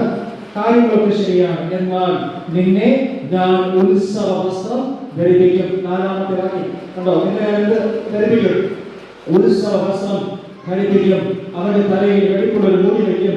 അങ്ങനെ ദൈവം അവന് നഷ്ടപ്പെട്ടു പോയ വസ്ത്രത്തെ വീണ്ടും നൽകുകയാണ്. ഇവിടെ നമ്മൾ മനസ്സിലാക്കേണ്ടത്, നമ്മൾ ഈ ലോകത്ത് ജീവിക്കുമ്പോൾ ചിലപ്പോൾ നമ്മുടെ വിശുദ്ധി എതിരെ പോകാൻ സാധ്യതയുണ്ട്, നഷ്ടപ്പെട്ടു പോകാനുള്ള സാധ്യതയുണ്ട്. നമ്മുടെ ജീവിതത്തിൽ അകൃത്യങ്ങൾ നിറഞ്ഞിട്ട് നമ്മുടെ ജീവിതം അകൃത്യങ്ങൾ കൊണ്ട് ധാരാളം പാപങ്ങൾ കൊണ്ട് നിറഞ്ഞ് ദൈവ തേജസ്സിന് മുന്നിൽ നിൽക്കാൻ പറ്റാതെ നമ്മൾ പിന്നിലേക്ക് ഇറങ്ങേണ്ടി വരുന്ന സാഹചര്യമുണ്ട്. പക്ഷെ ദൈവം തരുന്ന ഒരു അനുഗ്രഹം എന്ന് പറയുന്നത്, അങ്ങനെ നിങ്ങളെ എന്നേക്കുമായി തള്ളിക്കളയാൻ ദൈവം ആഗ്രഹിക്കുന്നില്ല എന്നതാണ്. മനസ്സിലായോ? എന്നെ കേൾക്കുന്ന നിങ്ങൾ ആരെങ്കിലും ഏതെങ്കിലും തെറ്റുകളോ ഉള്ളിൽ കുറ്റബോധങ്ങളോ സങ്കടങ്ങളോ ഭാരങ്ങളോ കൊണ്ട് ദൈവം എന്റെ ജീവിതത്തിൽ ഇങ്ങനെയായി പോയല്ലോ, എനിക്കൊരു മടങ്ങി വരാൻ സാധ്യമല്ലല്ലോ എന്ന് കരുതി സങ്കടപ്പെടുകയാണെങ്കിൽ കർത്താവ് പറയുകയാണ്, നീ മരണപ്പെട്ടു, ശരിയാണ്, പക്ഷെ നീ എന്റെ സന്നിധിയോട് ചേർന്ന് വരാൻ താല്പര്യമുണ്ടെങ്കിൽ ഞാൻ നിന്നെ വിശുദ്ധ വസ്ത്രം ധരിപ്പിക്കും. ഞാൻ നിന്നെ വിശുദ്ധ വസ്ത്രം ധരിപ്പിച്ച് എന്റെ ഭവനത്തിലേക്ക് ഞാൻ നിന്നെ വീണ്ടും ചേർത്തോളും. വീട് വിട്ടിറങ്ങി പോയ ഒരു മകനുണ്ട്. അവനെല്ലാം നഷ്ടപ്പെടുത്തി ജീവിതം മലിനമാക്കി ജീവിതം പൂർണ്ണമായും അകത്തിക്കൊണ്ട് നിറച്ചതിനു ശേഷം അവന്റെ അപ്പന്റെ അരികിലേക്ക് മടങ്ങി വരുമ്പോൾ അപ്പൻ അവനെ ധരിപ്പിക്കുന്നത് ആദ്യം എന്താണ്? ഒരു പുതിയ വസ്ത്രമാണ്. ദൈവത്തിന് നമ്മളെ ഒരു പുതിയ വസ്ത്രം ധരിപ്പിച്ച് ഒരു പുതിയ മനുഷ്യനായി ദൈവത്തിന് നമ്മളെ മാറ്റിയെടുക്കാനായിട്ട് സാധിക്കും. അതുകൊണ്ട് പറയുന്നത്, നിങ്ങൾ ആ സ്വർഗീയന്റെ പ്രതിമ നിങ്ങൾ ധരിച്ചതുപോലെ നിങ്ങളുടെ ജീവിതത്തിൽ ആ ഒരു മാറ്റം എപ്പോഴും ഉണ്ടാക്കിയെടുക്കാനായിട്ട് പറയുകയാണ്. ഈ പുരോഹിതന് സ്വയം ഈ വസ്ത്രം തുന്നിയെടുക്കാനായിട്ട് പറ്റിയോ? ഇല്ല. അപ്പൊ നമ്മൾ എവിടെയെങ്കിലും വീട് നോക്കിക്കഴിഞ്ഞാൽ നമുക്ക് ചിലപ്പോൾ സ്വന്തമായിട്ട് തിരിച്ചു കയറി വരാനായിട്ട് കഴിയില്ല. മനസ്സിലായി? നമ്മൾ ഒരു തെറ്റിൽ വീട് പോയി ആ തെറ്റിൽ ഒരു തിരിച്ചു കയറി വരാൻ നമുക്ക് ചിലപ്പോൾ ഒറ്റയ്ക്ക് സാധിക്കില്ല. പക്ഷേ കർത്താവായ യേശുവിന്റെ സഹായത്താൽ നമുക്ക് തിരിച്ചു കയറി വരാം. അതിന് പറയുന്ന പേരാണ് ഡെലിവറൻസ്. ഡെലിവറൻസ്. പിശാച് പിടിച്ചു വച്ചിരിക്കുന്നതിൽ നിന്ന് യേശു വില കൊടുത്ത് നമ്മളെ ഡെലിവർ ചെയ്യും. നമ്മളെ ഡെലിവറൻസ് എടുത്ത് നമ്മളെ തിരിച്ചു കൊണ്ടുവരും. ഇവൻ എന്റെ മകനും മകളുമാണ്, ഇനി പഴയ വസ്ത്രം ഇവൻ ധരിക്കേണ്ടതല്ല, ഇവന് പുതിയ വസ്ത്രം കൊടുത്ത് യേശു നമ്മളെ പാപത്താൽ നിന്ന് കഴുകി വെടിപ്പാക്കി പുതിയ വസ്ത്രം നൽകി നമുക്കൊരു ഡെലിവറൻസ് നൽകി കർത്താവ് നമ്മളെ കൊണ്ട് നിർത്തും. ആ ഒരു ഡെലിവറൻസിന്റെ ഒരു അനുഭവത്തിലേക്കാണ് ഈ പുരോഹിതനെ കർത്താവ് കൊണ്ടുവരുവാനാണ് ശ്രമിക്കുന്നത്. അങ്ങനെ അദ്ദേഹത്തിന് പുതിയ ഒരു വസ്ത്രം കൊടുത്തു. പുതിയ വസ്ത്രത്തിൽ കൊടുത്തതിന് ശേഷം ഇദ്ദേഹത്തോട് കൂടെയുള്ള ഒരാളാണ് സെരുബ്ബാബേൽ. എന്നിട്ട് പറഞ്ഞു, സെരുബ്ബാബേലിന്റെ കാലഘട്ടത്തിൽ ദൈവത്തിന്റെ ആലയം നിങ്ങൾ പണിയും, നിങ്ങൾ അവിടെ വസിക്കും, നിങ്ങൾ ഒരുമിച്ച് നീ അവിടെ പോയി ശുശ്രൂഷ ചെയ്യും. അപ്പൊ ഇതിന്റെ അർത്ഥം മനസ്സിലായോ? ഒരു പുരോഹിതനെ ദൈവം ശുദ്ധീകരിച്ചെടുക്കുന്നത് പോലെ നമ്മളെ ഓരോരുത്തരെയും ദൈവം വിശുദ്ധീകരിക്കുന്നുണ്ട്. നമ്മളെ ഓരോരുത്തരെയും ദൈവം വിശുദ്ധീകരിക്കുന്നുണ്ട്. നമ്മൾ പറഞ്ഞു തുടങ്ങിയത് എവിടെയാണ്? പുറപ്പാട് പുസ്തകത്തിൽ നമ്മൾ ആരംഭിച്ചത് ഒരു പൗരോഹിത്യ ശുശ്രൂഷ ദൈവം ചെയ്യാൻ നമ്മളെ വിളിക്കുമ്പോൾ നമ്മളോട് ആദ്യം പറയേണ്ടത് വിശുദ്ധീകരണമാണ്. ആ വിശുദ്ധീകരണം ഒന്നാമത് വേണ്ടത് ജലമാകുന്ന വചനത്താലുള്ള സ്നാനത്താലുള്ള വിശുദ്ധീകരണം. രണ്ടാമത് യേശുവിന്റെ രക്തത്താലുള്ള വിശുദ്ധീകരണം. യേശുവിന്റെ രക്തത്തിന്റെ വീണ്ടെടുപ്പ് വിളിയ യേശു നമ്മെ ഓരോരുത്തരെയും വീണ്ടെടുത്തിരിക്കുന്നു. ആര് നമുക്കെതിരെ വാദിച്ചാലും ആ വാദത്തെ പൂർണ്ണമായും കർത്താവ് തകർത്തുകൊണ്ട് നമ്മെ രക്ഷയിലേക്ക് കൊണ്ടുവരുന്നു. അപ്പൊ നമുക്കെതിരെ ഒരാൾ വാദിക്കുന്നുണ്ട്, ശരിയല്ലേ? അപ്പൊ വാദിക്കുമ്പോ നമ്മൾ എന്താണ് ചെയ്യേണ്ടത്? ഇതിനെ കുറിച്ച് പറയുന്നത് രാപ്പകൽ കുറ്റം പറയുന്നവരെന്നാണ്. ഒരുപാട് പുസ്തകം നമ്മൾ വായിക്കുന്നുണ്ട്. രാപ്പകൽ ദൈവത്തിന്റെ മക്കൾക്കെതിരെ കുറ്റം പറയുക, രാവും പകലും, അല്ലെ? രാവും പകലും 24 hours നമ്മുടെ കുറ്റം മാത്രം പറഞ്ഞിരിക്കുകയാണ്. പക്ഷെ നമുക്ക് ചെയ്യാൻ ഒരു ഡ്യൂട്ടി ഉണ്ട്. ദൈവം പറഞ്ഞിട്ടുണ്ട്. പറയാമോ എന്താണ്? യഹോവയുടെ ന്യായപ്രമാണത്തെ രാപ്പകൽ ധ്യാനിക്കുന്നവർ ഭാഗ്യവാൻ. അവൻ കുറ്റം പറയുമ്പോൾ നമ്മൾ എന്ത് ചെയ്യണം? രാവും പകലും ദൈവത്തിന്റെ വചനം എടുത്ത് ധ്യാനിക്കണം. അതായത് അവൻ ചെയ്യുന്നതിന്റെ ഓപ്പോസിറ്റ് നമ്മൾ എന്ത് ചെയ്യണമെന്ന് കർത്താവ് പറയുന്നുണ്ട്. നമുക്കെതിരെ കുറ്റം പറയുന്നവരെ തകർക്കാനായി ദൈവം വെച്ചിട്ടുള്ള ഏറ്റവും ശക്തമായ ചൂടാണ്. നിങ്ങൾ മനസ്സിലാക്കുന്ന രാവും പകലും നമുക്കെതിരെ സാത്താൻ ബാധിക്കുമ്പോൾ ദൈവത്തിന്റെ മക്കളാകും നമ്മളോട് ദൈവം പറയുന്നുണ്ട്, രാവും പകലും ദൈവത്തിന്റെ ന്യായപ്രമാണത്തെ നീ ധ്യാനിച്ചു കഴിഞ്ഞാൽ നീ ഭാഗ്യവാനാണ്. ഓർമ്മയുണ്ടോ? സങ്കീർത്തനമാണ് 1, അല്ലെ? രാപ്പകൽ യഹോവയുടെ ന്യായപ്രമാണത്തെ ധ്യാനിക്കുന്നവൻ ഭാഗ്യവാൻ. അവനെ കുറിച്ച് പറയുകയാണ്, അവൻ ആറ്റരികത്ത് നട്ടിരിക്കുന്നത്, തക്കകാലത്ത് ഫലം കായ്ക്കുന്നത്, ഇല വാടാത്തതുമായ വൃക്ഷം പോലെ ഇരിക്കും. മനസ്സിലായോ? നിങ്ങൾക്കെതിരെ ആര് ബാധിച്ചാലും ഒരു വശത്ത് കർത്താവ് നിങ്ങളെ സഹായിക്കും, മറുവശത്ത് നിങ്ങൾ എന്ത് ചെയ്തുകൊണ്ടിരിക്കണം? രാവും പകലും നിങ്ങൾ വചനം വായിച്ച് ആരാധനയോട് ചേർന്നിരിക്കണം. മനസ്സിലായോ? അങ്ങനെ ചെയ്തു കഴിഞ്ഞാൽ ദൈവം പറയുകയാണ്, നിങ്ങളുടെ ജീവിതത്തെ തകർക്കാനും തളർത്താനും ഈ ലോകത്തിന്റെ ഒരു ശത്രുവിനും സാധിക്കുകയില്ല.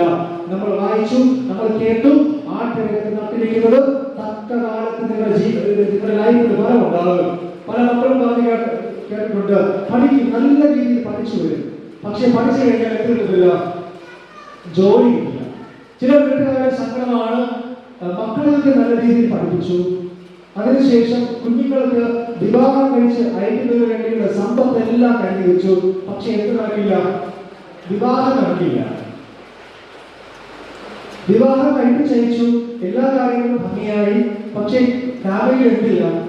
കുഞ്ഞുങ്ങളില്ല. മനസ്സിലായി? തക്ക കാലത്ത് എത്തി കിട്ടുന്നില്ല. ഫലം കിട്ടുന്നില്ല. നമുക്കെതിരെ ഒരു വശത്ത് നിന്ന് ഇവൻ വാദിക്കുന്നുണ്ട്. ആ വാദത്തെ ഖണ്ഡിച്ച് എന്റെ ദൈവം വലിയവനാണെന്ന് പറയണമെന്നുണ്ട് എങ്കിൽ നിങ്ങൾ വചനമെടുക്കണം. രാവും പകലും നിങ്ങൾ വചനമെടുത്ത് ധ്യാനിക്കണം. രണ്ടാമതൊരു ഭാഗം കൂടി നമ്മൾ വായിക്കാം. 55-ാം സങ്കീർത്തനം അതിന്റെ 17-ാമത്തെ വാക്യം. 55-ാം സങ്കീർത്തനം അതിന്റെ 17-ാമത്തെ വാക്യം. ദാവീദ് പറയുകയാണ്, ഞാൻ എന്ന് പറഞ്ഞ ദാവീദ് വൈകുന്നേരത്തും കാലത്തും ഉച്ചയ്ക്കും എന്റെ സങ്കടം ബോധിപ്പിച്ച് കരയും. രണ്ടാമത് ചെയ്യേണ്ട കാര്യമാണ്. സാത്താൻ ബാധിക്കുമ്പോൾ നമ്മൾ വെറുതെ കാര്യം എടുത്തിട്ട് കാര്യമില്ല. ആരോട് പറയണം? ദൈവത്തോട്. യാമങ്ങളിൽ എഴുന്നേറ്റ് ദൈവത്തോട് പ്രാർത്ഥിക്കണം. വൈകുന്നേരം, ഉച്ചയ്ക്ക്, രാത്രിയിൽ സമയം കിട്ടുമ്പോൾ എല്ലാം ആരോട് പ്രാർത്ഥിക്കണം? ദൈവത്തോട് പ്രാർത്ഥിക്കണം. അതുകൊണ്ടാണ് ദൈവം പറഞ്ഞത്, രാപ്പകൽ എന്നോട് നിലവിളിക്കുന്ന എന്റെ ഭക്തന്മാരെ നിലവിളിക്ക് എന്റെ ചെവി 24 hours തുറന്നിരിക്കും. രാപ്പകൽ എന്നോട് നിലവിളിക്കുന്ന എന്റെ ഭക്തന്മാരുടെ നിലവിളിക്ക് എന്റെ ചെവി എപ്പോഴും തുറന്നിരിക്കും. എന്നിട്ട് ദൈവം പറയും, ബാലസിംഹങ്ങൾ ഇരട്ടാതെ വിശന്നിരിക്കും, എന്നാൽ യഹോവയെ അന്വേഷിക്കുന്നവർക്ക് ഒരു നന്മയ്ക്കും കുറവില്ല. സാത്താൻ ബാധിക്കുമ്പോൾ നീ വെറുതെ ഇരുന്നിട്ട് കാര്യമില്ല. എന്ത് ചെയ്യണം? വചനം വായിക്കണം, പ്രാർത്ഥിക്കണം, ദൈവത്തോട് ചേർന്ന് ധ്യാനിക്കണം. അങ്ങനെയെങ്കിൽ ദൈവം പറയുന്നത് നമ്മുടെ ജീവിതത്തിൽ അനുഗ്രഹമായി തീരും. എന്താണ്? അവൻ ചെയ്യുന്നതൊക്കെയും സാധിക്കും. ഏത് കാര്യത്തിലിറങ്ങിയാലും അതിന്റെ റിസൾട്ട് പോസിറ്റീവ് ആയിരിക്കും. മനസ്സിലായോ? രാമൻ പറഞ്ഞേ, ഏത് കാര്യത്തിലിറങ്ങിയാലും റിസൾട്ട് പോസിറ്റീവ് ആയിരിക്കും. ആമേൻ. മനസ്സിലായോ? അതാണ് ദൈവത്തിന്റെ മക്കൾക്ക് ദൈവം കൊടുത്തു. നമുക്കെതിരെ വാദിക്കും, അനുഗ്രഹം കിട്ടരുതെന്ന് വാദിച്ചുകൊണ്ടിരിക്കും. പക്ഷെ നമ്മൾ അനുഗ്രഹത്തെ പിടിച്ചു വാങ്ങണം. അനുഗ്രഹത്തെ പിടിച്ചു വാങ്ങണം. അങ്ങനെ ഒരാൾ പിടിച്ചു വാങ്ങി. യാക്കോബ് എല്ലാവരെയും ഒരു കടവിന്റെ അപ്പുറത്ത് കൊണ്ടുവിട്ടു. രാത്രിയാണ്. പക്ഷേ ആ രാത്രിയുടെ യാമങ്ങളിൽ അവൻ എഴുന്നേറ്റിരുന്ന് ദൈവത്തോട് മല്ലി പിടിച്ചു. മനസ്സിലായോ? ഒരു വശത്ത് നമ്മൾ ബാധിക്കുകയാണ്, തകർക്കും. എന്താണ് തകർക്കുമെന്ന് പറഞ്ഞറിയാമോ? നാട്ടിൽ ചെല്ലുമ്പോ നിന്റെ ജ്യേഷ്ഠൻ നിന്നെ കൊല്ലും. നേരത്തെ നാട് വിട്ടു പോയപ്പോൾ നിന്നോട് പറഞ്ഞിട്ടില്ലേ, അവൻ തിരിച്ച് നിന്നെ കണ്ടു കഴിഞ്ഞാൽ കൊല്ലുമെന്ന്. ഈ മരണഭീതി മുന്നിൽ കണ്ടുകൊണ്ട് നിൽക്കുമ്പോ അവൻ എന്താണ് ചെയ്യുന്നത് അറിയാമോ? സാത്താൻ ഒരു വശത്ത് മരണഭീതി കൊണ്ട് യാക്കോബിന്റെ ചെവിയിൽ ഓതി കൊടുക്കുമ്പോ യാക്കോബ് തന്റെ പ്രിയപ്പെട്ടവരെ ഒരു അരികിലേക്ക് മാറ്റിയിട്ട് ഒറ്റയ്ക്കിരുന്ന് ദൈവത്തോട് സംസാരിക്കുകയാണ്. എന്നെ കേൾക്കുന്ന പ്രിയജനമേ, നിങ്ങൾ ഒറ്റയ്ക്ക് ദൈവത്തിന്റെ സന്നിധിയിലിരിക്കാൻ നിങ്ങൾക്ക് സമയവും സാഹചര്യവും നിങ്ങൾ ഉണ്ടാക്കിയെടുത്തു കഴിഞ്ഞാൽ ഈ ലോകത്തിലൊരു ശത്രുവിന് നിങ്ങളെ തൊടാനായിട്ട് കഴിയില്ല എന്ന് എന്റെ ജീവിതാനുഭവത്തിൽ ഞാൻ നെഞ്ചിൽ കൈവച്ചുകൊണ്ട് പറയുകയാണ്. നിങ്ങളെ തൊടാൻ പറ്റില്ല.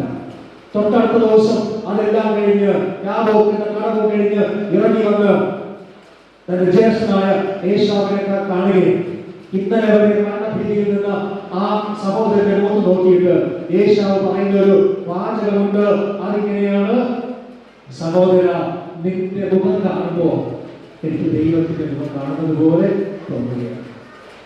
എന്തുകൊണ്ടാണ് പറഞ്ഞറിയാമോ? തലേ ദിവസം അവങ്കിലേക്ക് അവൻ നോക്കി. യാക്കോബ് ദൈവം പറഞ്ഞ വാഗ്ദത്തമുണ്ട്, അവങ്കിലേക്ക് നോക്കിയാൽ നിന്റെ മുഖം പ്രകാശിതമാകും. തലേ ദിവസം രാത്രിയിൽ യാമങ്ങൾ എഴുന്നേറ്റിരുന്ന് ദൈവത്തിന്റെ മുഖത്തേക്ക് നോക്കി. അങ്ങനെ നിങ്ങൾ നോക്കിക്കഴിഞ്ഞാൽ നിങ്ങളുടെ മുഖം ലജ്ജിച്ചു പോകേണ്ടതായിട്ടില്ല.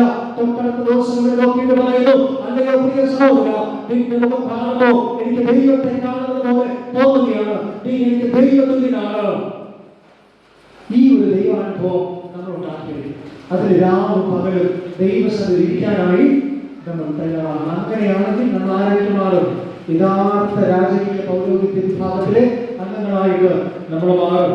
ഒരു ഭാഗം കൂടി നമുക്ക് വായിക്കാം. യെശയ്യാ പ്രവാചകന്റെ പുസ്തകം 64-ാം അധ്യായം അതിന്റെ 4-ാമത്തെ വചനം. യെശയ്യാവ് 64-ാം അധ്യായം അതിന്റെ 6-ാം വചനം നമ്മൾ വായിക്കുന്നു. എല്ലാവരും അശുദ്ധനെ പോലെ ആയിത്തീർന്നു. എങ്ങനെ ആയിത്തീർന്നു? അശുദ്ധനെ പോലെ ആയിത്തീർന്നു, കറ പുരണ്ട തുണി പോലെ. എല്ലാവരെ കുറിച്ച് പറയുകയാണ്. നമ്മളൊക്കെ കറ പുരണ്ട തുണി പോലെ അശുദ്ധി ഉള്ളവരായി തീർന്നു. അങ്ങനെ നമ്മൾ അശുദ്ധി ഉള്ളവരായി തീർന്നാൽ നമ്മൾ വെറുതെ ഇരിക്കേണ്ടതുണ്ടോ? നമ്മൾ പലപ്പോഴും സംഭവിച്ചെന്താ? ഒരു തെറ്റ് വന്നുപോയി, നമ്മൾ തിരിച്ചെത്തിയില്ല, കയറില്ല. ആ തെറ്റാണ് ഏറ്റവും വലിയ കാര്യമെന്ന് വിചാരിച്ച് കുറ്റബോധമാണ് നമ്മൾ ഇരിക്കും. വലിയ തെറ്റ് ചെയ്ത ഒരാളാണ് ദാവീദ്. ആ മനുഷ്യനാണ് തിരിച്ചു കയറി വന്നത്. യാക്കോബിന്റെ പേരിന്റെ അർത്ഥം എന്താണ്?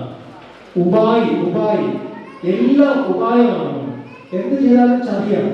പക്ഷെ ദൈവത്തെ കാണുമ്പോൾ അവന്റെ പേര് എന്തായിട്ട് മാറുകയാണ്? ഹിയർ ആഫ്റ്റർ നിന്റെ പേര് ഇസ്രായേൽ എന്നായിട്ട് മാറി. അപ്പൊ നമ്മൾ ഇന്നലത്തെ നമ്മുടെ ജീവിതാവസ്ഥയെ നോക്കി എനിക്ക് രക്ഷയില്ല എന്ന് പറഞ്ഞിരുന്നാൽ നമ്മൾ ഇപ്പൊ ഇരിക്കുന്ന അവസ്ഥയില് നമ്മൾ ഇരിക്കും. നമ്മൾ മാറാനായിട്ട് നമുക്കൊരു ആഗ്രഹം ഉണ്ടാകണം. എങ്കിൽ ദൈവം നമ്മെ സഹായിക്കാനായിട്ട് കൂടെ നമുക്ക് ചേർന്ന് വരികയും ചെയ്യും. വെളിപ്പാട് പുസ്തകം 7-ാം അധ്യായം 14-ാം വാക്യം നമുക്ക് വായിക്കാം. വെളിപ്പാട് 7:14. കാര്യം അതിനെ എടുത്ത് വായിക്കുമ്പോൾ നമ്മുടെ മേൽ അനോയിന്റിംഗ് ഇറങ്ങി വരും. അതിനു വേണ്ടിയാണ്. അതിനെ വായിക്കുമ്പോൾ നമുക്ക് നൽകുന്ന ഒരു ശക്തിയുണ്ട്. വെളിപ്പാട് 7:14 അവിടെ പറയുന്നു, ഇവർ മഹാകഷ്ടത്തിൽ നിന്ന് വന്നവർ. നമ്മുടെ ലൈഫിനെ ഇമേജിൻ ചെയ്യണം. ഇവിടെ ഇരിക്കുന്ന സകലർക്കും ജീവിതത്തിൽ എന്തുണ്ട്? കഷ്ടതകളുണ്ട്. യേശു പറയുകയാണ്, അധ്വാനിക്കുന്നവരെ, ഭാരം ചുമക്കുന്നവരെ, നിങ്ങൾ എന്റെ അരികിലേക്ക് വരിക. എന്റെ അരികിലേക്ക് വരിക എന്ന് പറഞ്ഞാൽ നമുക്ക് യേശുവിന്റെ അരികിൽ ഇരിക്കാൻ സമയം ഉണ്ടാകണം. യേശുവിന്റെ അരികിൽ കുറച്ചു നേരം ഇരുന്ന് ധ്യാനിക്കാൻ നമുക്ക് സമയം ഉണ്ടാകണം. ഇവരെ കുറിച്ച് പറയുന്നത്, ഇവർ മഹാ കഷ്ടത്തിൽ നിന്ന് വന്നവർ. എന്നാൽ ഇപ്പോൾ അവർ എങ്ങനെയാണ്?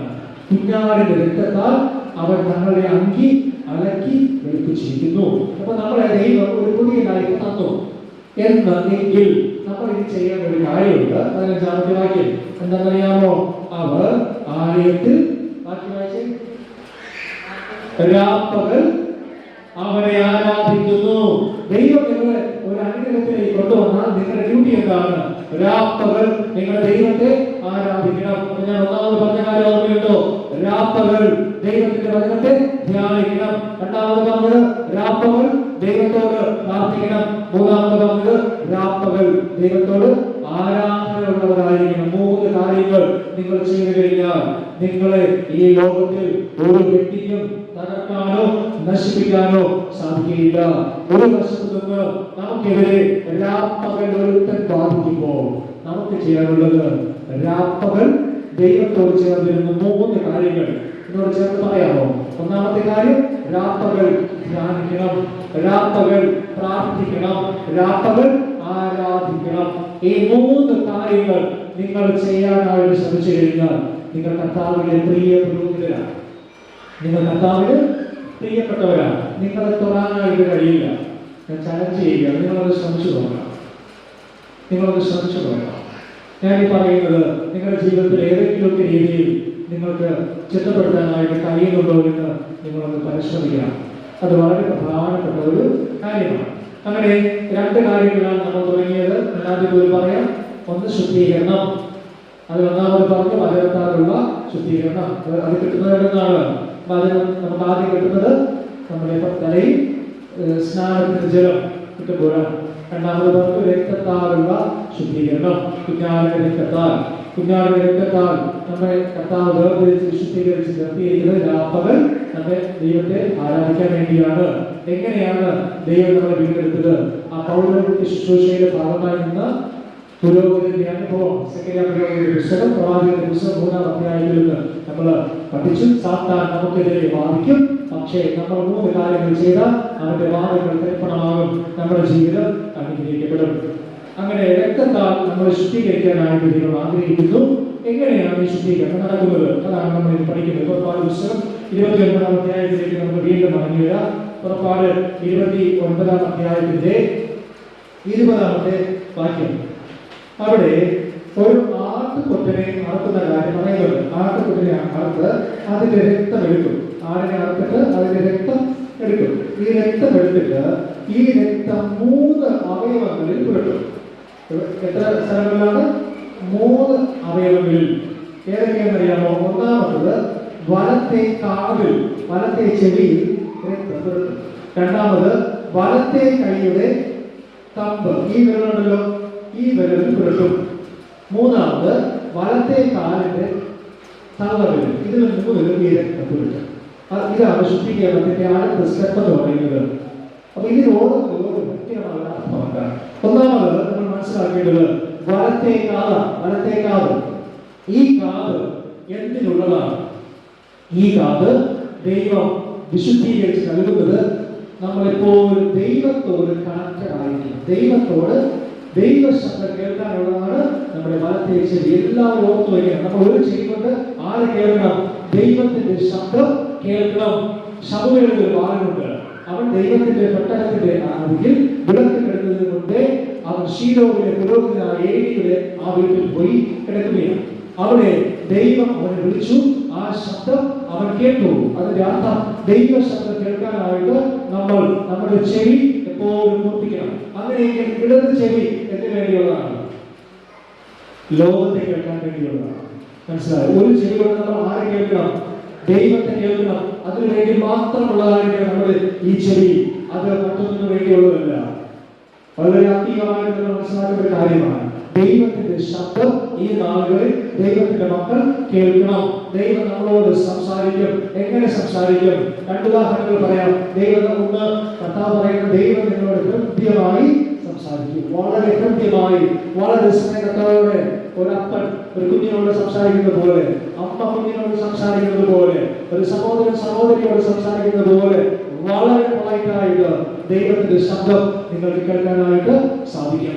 രണ്ടാമതൊരു ശബ്ദം ഞാൻ ഓർമ്മിപ്പിച്ചു തരാം. ഏലിയാവിനെ നിങ്ങൾക്കറിയാമല്ലോ. ആഹാബ് രാജാവിനെ ഭയന്ന് ഏലിയാവ് ഓടിയാണ്. ഏലിയാവ് ഓടി ഓടി ഓടി ഏറ്റവും ഒടുവിൽ ഒരു ഗുഹയുടെ അരികിൽ അവരെത്തി. അവിടെ എത്തിയപ്പോ അവിടെ വലിയ ഇടിമുഴക്കമുണ്ടായി, ഭൂകമ്പം ഉണ്ടായി, കാറ്റ് വന്നു, ഒരു കൊടുങ്കാറ്റ് വന്നു. അതിലൊന്നും ദൈവത്തിന്റെ ശബ്ദം കേൾക്കാനായിട്ട് സാധിച്ചില്ല. ഏറ്റവും ഒടുവിൽ ഒരു കാര്യത്തിലൂടെ അവർ കേട്ടു. ഏതാണ് ആ വാക്ക് പറയാമോ? ഒരു മൃദുസ്വരം, ഒരു മൃദുസ്വരം, ഒരു ചെറിയൊരു മൃദുസ്വരം. അത് കേൾക്കണമെന്നുണ്ടെങ്കിൽ നിങ്ങളുടെ ചെവി അത്രയും കാത് കൂർപ്പിച്ചിരുന്നാൽ മാത്രമേ അത് കേൾക്കാൻ പറ്റൂ. കൊടുങ്കാറ്റ് നമുക്ക് വേഗത്തിൽ മനസ്സിലാവും. ഭൂകമ്പം അതിന് ദൈവസാന്നിധ്യമില്ലായിരുന്നു. ആ ശബ്ദം നമുക്ക് മനസ്സിലാകും. പക്ഷേ ദൈവ ശബ്ദം നമ്മൾ മനസ്സിലാക്കണമെന്നുണ്ടെങ്കിൽ ഈ എല്ലാ ശബ്ദങ്ങൾക്കിടയിലും ദൈവത്തിന്റെ ശബ്ദം തിരിച്ചറിയാൻ അതൊരു മൃദുസ്വരമാണെന്ന് നമ്മൾ മനസ്സിലാക്കണം. നമ്മൾ ഈ ജീവിക്കുന്ന ലോകമുണ്ടല്ലോ, ഒത്തിരി ശബ്ദകോലാഹലങ്ങൾ നിറഞ്ഞതാണ്. നമ്മൾ കേൾക്കുന്നത് പല ശബ്ദങ്ങളാണ്, പല കാര്യങ്ങളാണ്, പല സംഭവങ്ങളാണ്. ഇതിനിടയിൽ നമുക്ക് ദൈവശബ്ദം കേൾക്കാൻ സമയമുണ്ടോ? ഉണ്ടോ? ദൈവത്തെ കേൾക്കാൻ സമയമുണ്ടോ? ദൈവം പറയുന്നത് നിങ്ങൾ എന്റെ ശബ്ദം കേൾക്കണം. അങ്ങനെ ഈ പുരോഹിതന് വേണ്ടി വിശുദ്ധീകരിച്ച് നൽകുകയാണ് വലത് ചെവിയിൽ. ദൈവത്തിന്റെ ശബ്ദം കേൾക്കാൻ ഒരു ഭാഗം വായിക്കാം. യോഹന്നാന്റെ സുവിശേഷം 12-ാം അധ്യായം അതിന്റെ 49-ാമത്തെ വാക്യം. യോഹന്നാന്റെ സുവിശേഷം 12-ാം അധ്യായം 49-ാമത്തെ വാക്യം വായിക്കാം. ഞാൻ സ്വയമായി സംസാരിച്ചിട്ടില്ല. ആര് പറയുകയാണ്? ശ്രദ്ധയോടെ യേശു പറയുകയാണ്, ഞാൻ സ്വയമായി ഒന്നും സംസാരിച്ചിട്ടില്ല. എന്നെ അയച്ച പിതാവ് തന്നെ ഞാൻ ഇന്നത് പറയണമെന്നും ഇന്നത് സംസാരിക്കണമെന്നും എന്നോട് കൽപ്പന തന്നിട്ടുണ്ട്. മനസ്സിലായോ? യേശു പറയുകയാണ്, ഞാൻ സംസാരിച്ചതൊന്നും ഞാൻ പറഞ്ഞ വചനങ്ങളൊന്നും എന്റെ ഇഷ്ടം പോലെ നിങ്ങളോട് പറഞ്ഞതല്ല, പകരം എന്റെ പിതാവ് എന്റെ ചെവിയിൽ പറഞ്ഞു തന്നതിനെ ഞാൻ നിങ്ങളോട് പറഞ്ഞതാണ്. മനസ്സിലായോ? ഇനി എന്നോട് പറയാം. യേശു പറയുകയാണ്, ഞാൻ ഇന്നത് പറയണം എന്നും ഇന്നത് സംസാരിക്കണമെന്നും എന്റെ കർത്താവിൽ നിന്ന് എന്റെ പിതാവിൽ നിന്ന് എനിക്ക് കൽപ്പന കിട്ടിയിട്ടുണ്ട്. അപ്പൊ ഇന്നു മുതൽ നിങ്ങൾ ഒരു തീരുമാനം എടുത്താൽ ഇതുപോലെ മാറാൻ പറ്റും. നിങ്ങൾ സംസാരിക്കുക. ആരിൽ നിന്ന് കേട്ട് സംസാരിക്കണം? ദൈവശബ്ദം കേട്ടിട്ട് ഒരാളോട് നിങ്ങൾ സംസാരിക്കണം. എന്തെങ്കിലും കേട്ടിട്ട് ഉടനെ സംസാരിക്കരുത്. കർത്താവ് പറയുകയാണ്, കേൾപ്പാൻ എന്ത് വേണം? വേഗത ഉണ്ടാകണം, പറയാൻ താമസം ഉണ്ടാകണം. എന്തിനാണത്? കേൾക്കുന്നത് ദൈവശബ്ദമായിരിക്കണം.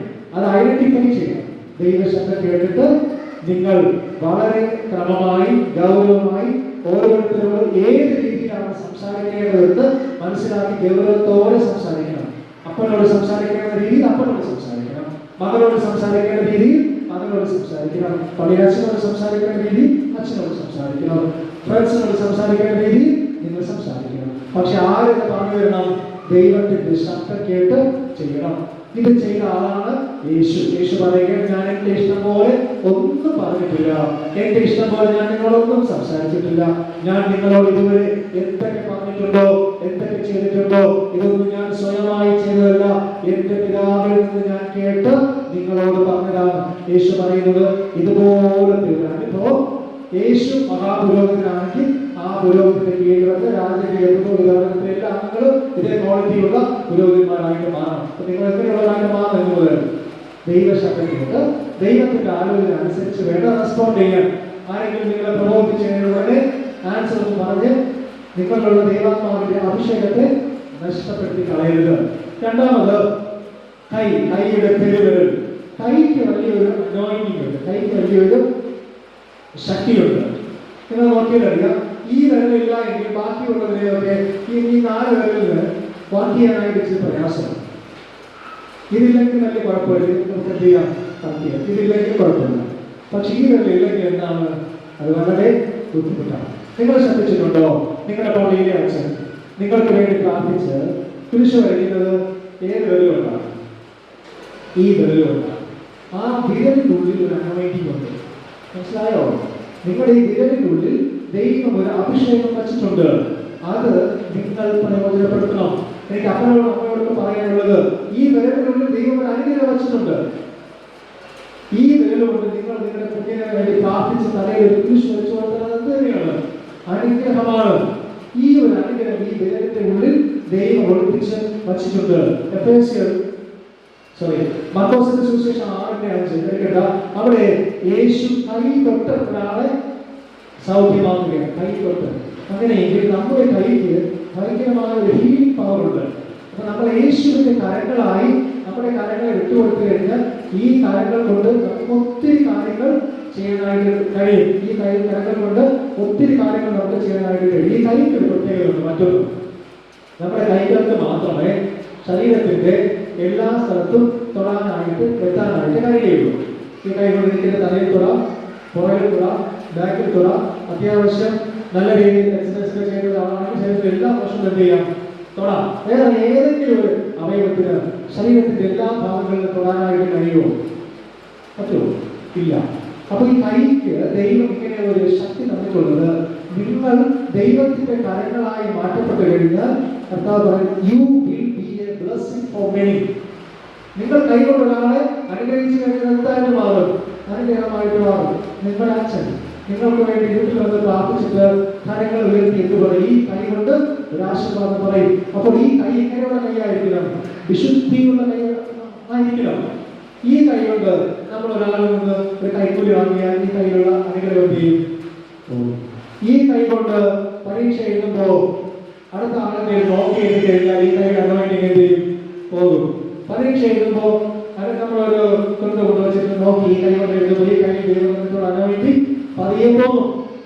എന്നാൽ ഈ കൈ കൊണ്ട് നിങ്ങൾ ആരെ അനുഗ്രഹിച്ചാലും അത് അനുഗ്രഹമായിരിക്കും. അപ്പൊ ഈ കൈക്ക് ഒരു അനുഗ്രഹമുണ്ട്. നിങ്ങളുടെ കുഞ്ഞുങ്ങളെ എടുക്കുന്നത് കൈ കൊണ്ടാണ്. നമുക്ക് ആരും ഉണ്ടാവണം, കൈ കൊണ്ടാണ്. ഒരു കൊച്ചു കുഞ്ഞ് നിങ്ങൾക്കുണ്ട്, നിങ്ങൾ 2 കൈ കൊണ്ട് ഈ കുഞ്ഞിനെ എന്ത് ചെയ്യും? എടുക്കും. അപ്പൊ കൈക്ക് ഭയങ്കരമായ ഒരു റോളുണ്ട്. ഈ കൈക്കുള്ള ഒരു ശക്തിയുണ്ട്. പ്രത്യേകിച്ച് വലത് കൈക്ക് നിങ്ങളുടെ കൈക്കുള്ള ദൈവം നൽകിയ ഒരു ശക്തിയെ, അനുഗ്രഹത്തെ നിങ്ങൾ ഒരിക്കലും നഷ്ടപ്പെടുത്തി കളയരുത്. അതുകൊണ്ടാണ് ഈ വിരലിൽ എന്ത് പുരട്ടി? രക്തം പുരട്ടി അവർ വിശുദ്ധീകരിച്ചു. കൈയുടെ ഒരു അനോയിന്റിംഗ്.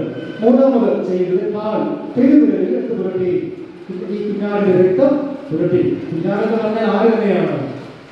നമ്മുടെ പ്രസംഗ കുഞ്ഞാട് തന്നെയാണ്, കർത്താവ് തന്നെയാണ്. മനസ്സിലാക്കുക. അപ്പൊ യേശുവിന്റെ രക്തം നമ്മുടെ ഇടയിലേക്ക് പുരട്ടിക്കൊണ്ട്, യേശുവിന്റെ രക്തം നമ്മുടെ ജീവിതത്തിൽ കാതിൽ പുരട്ടി, കയ്യിൽ പുരട്ടി, കാലിന്റെ പെരുവിരലിലും പുരട്ടിയിട്ടുണ്ട്. എന്തിനാണ് കാലിൽ പുരട്ടിയത്? എഫെസ്യർക്കെഴുതിയ ലേഖനം 4:2.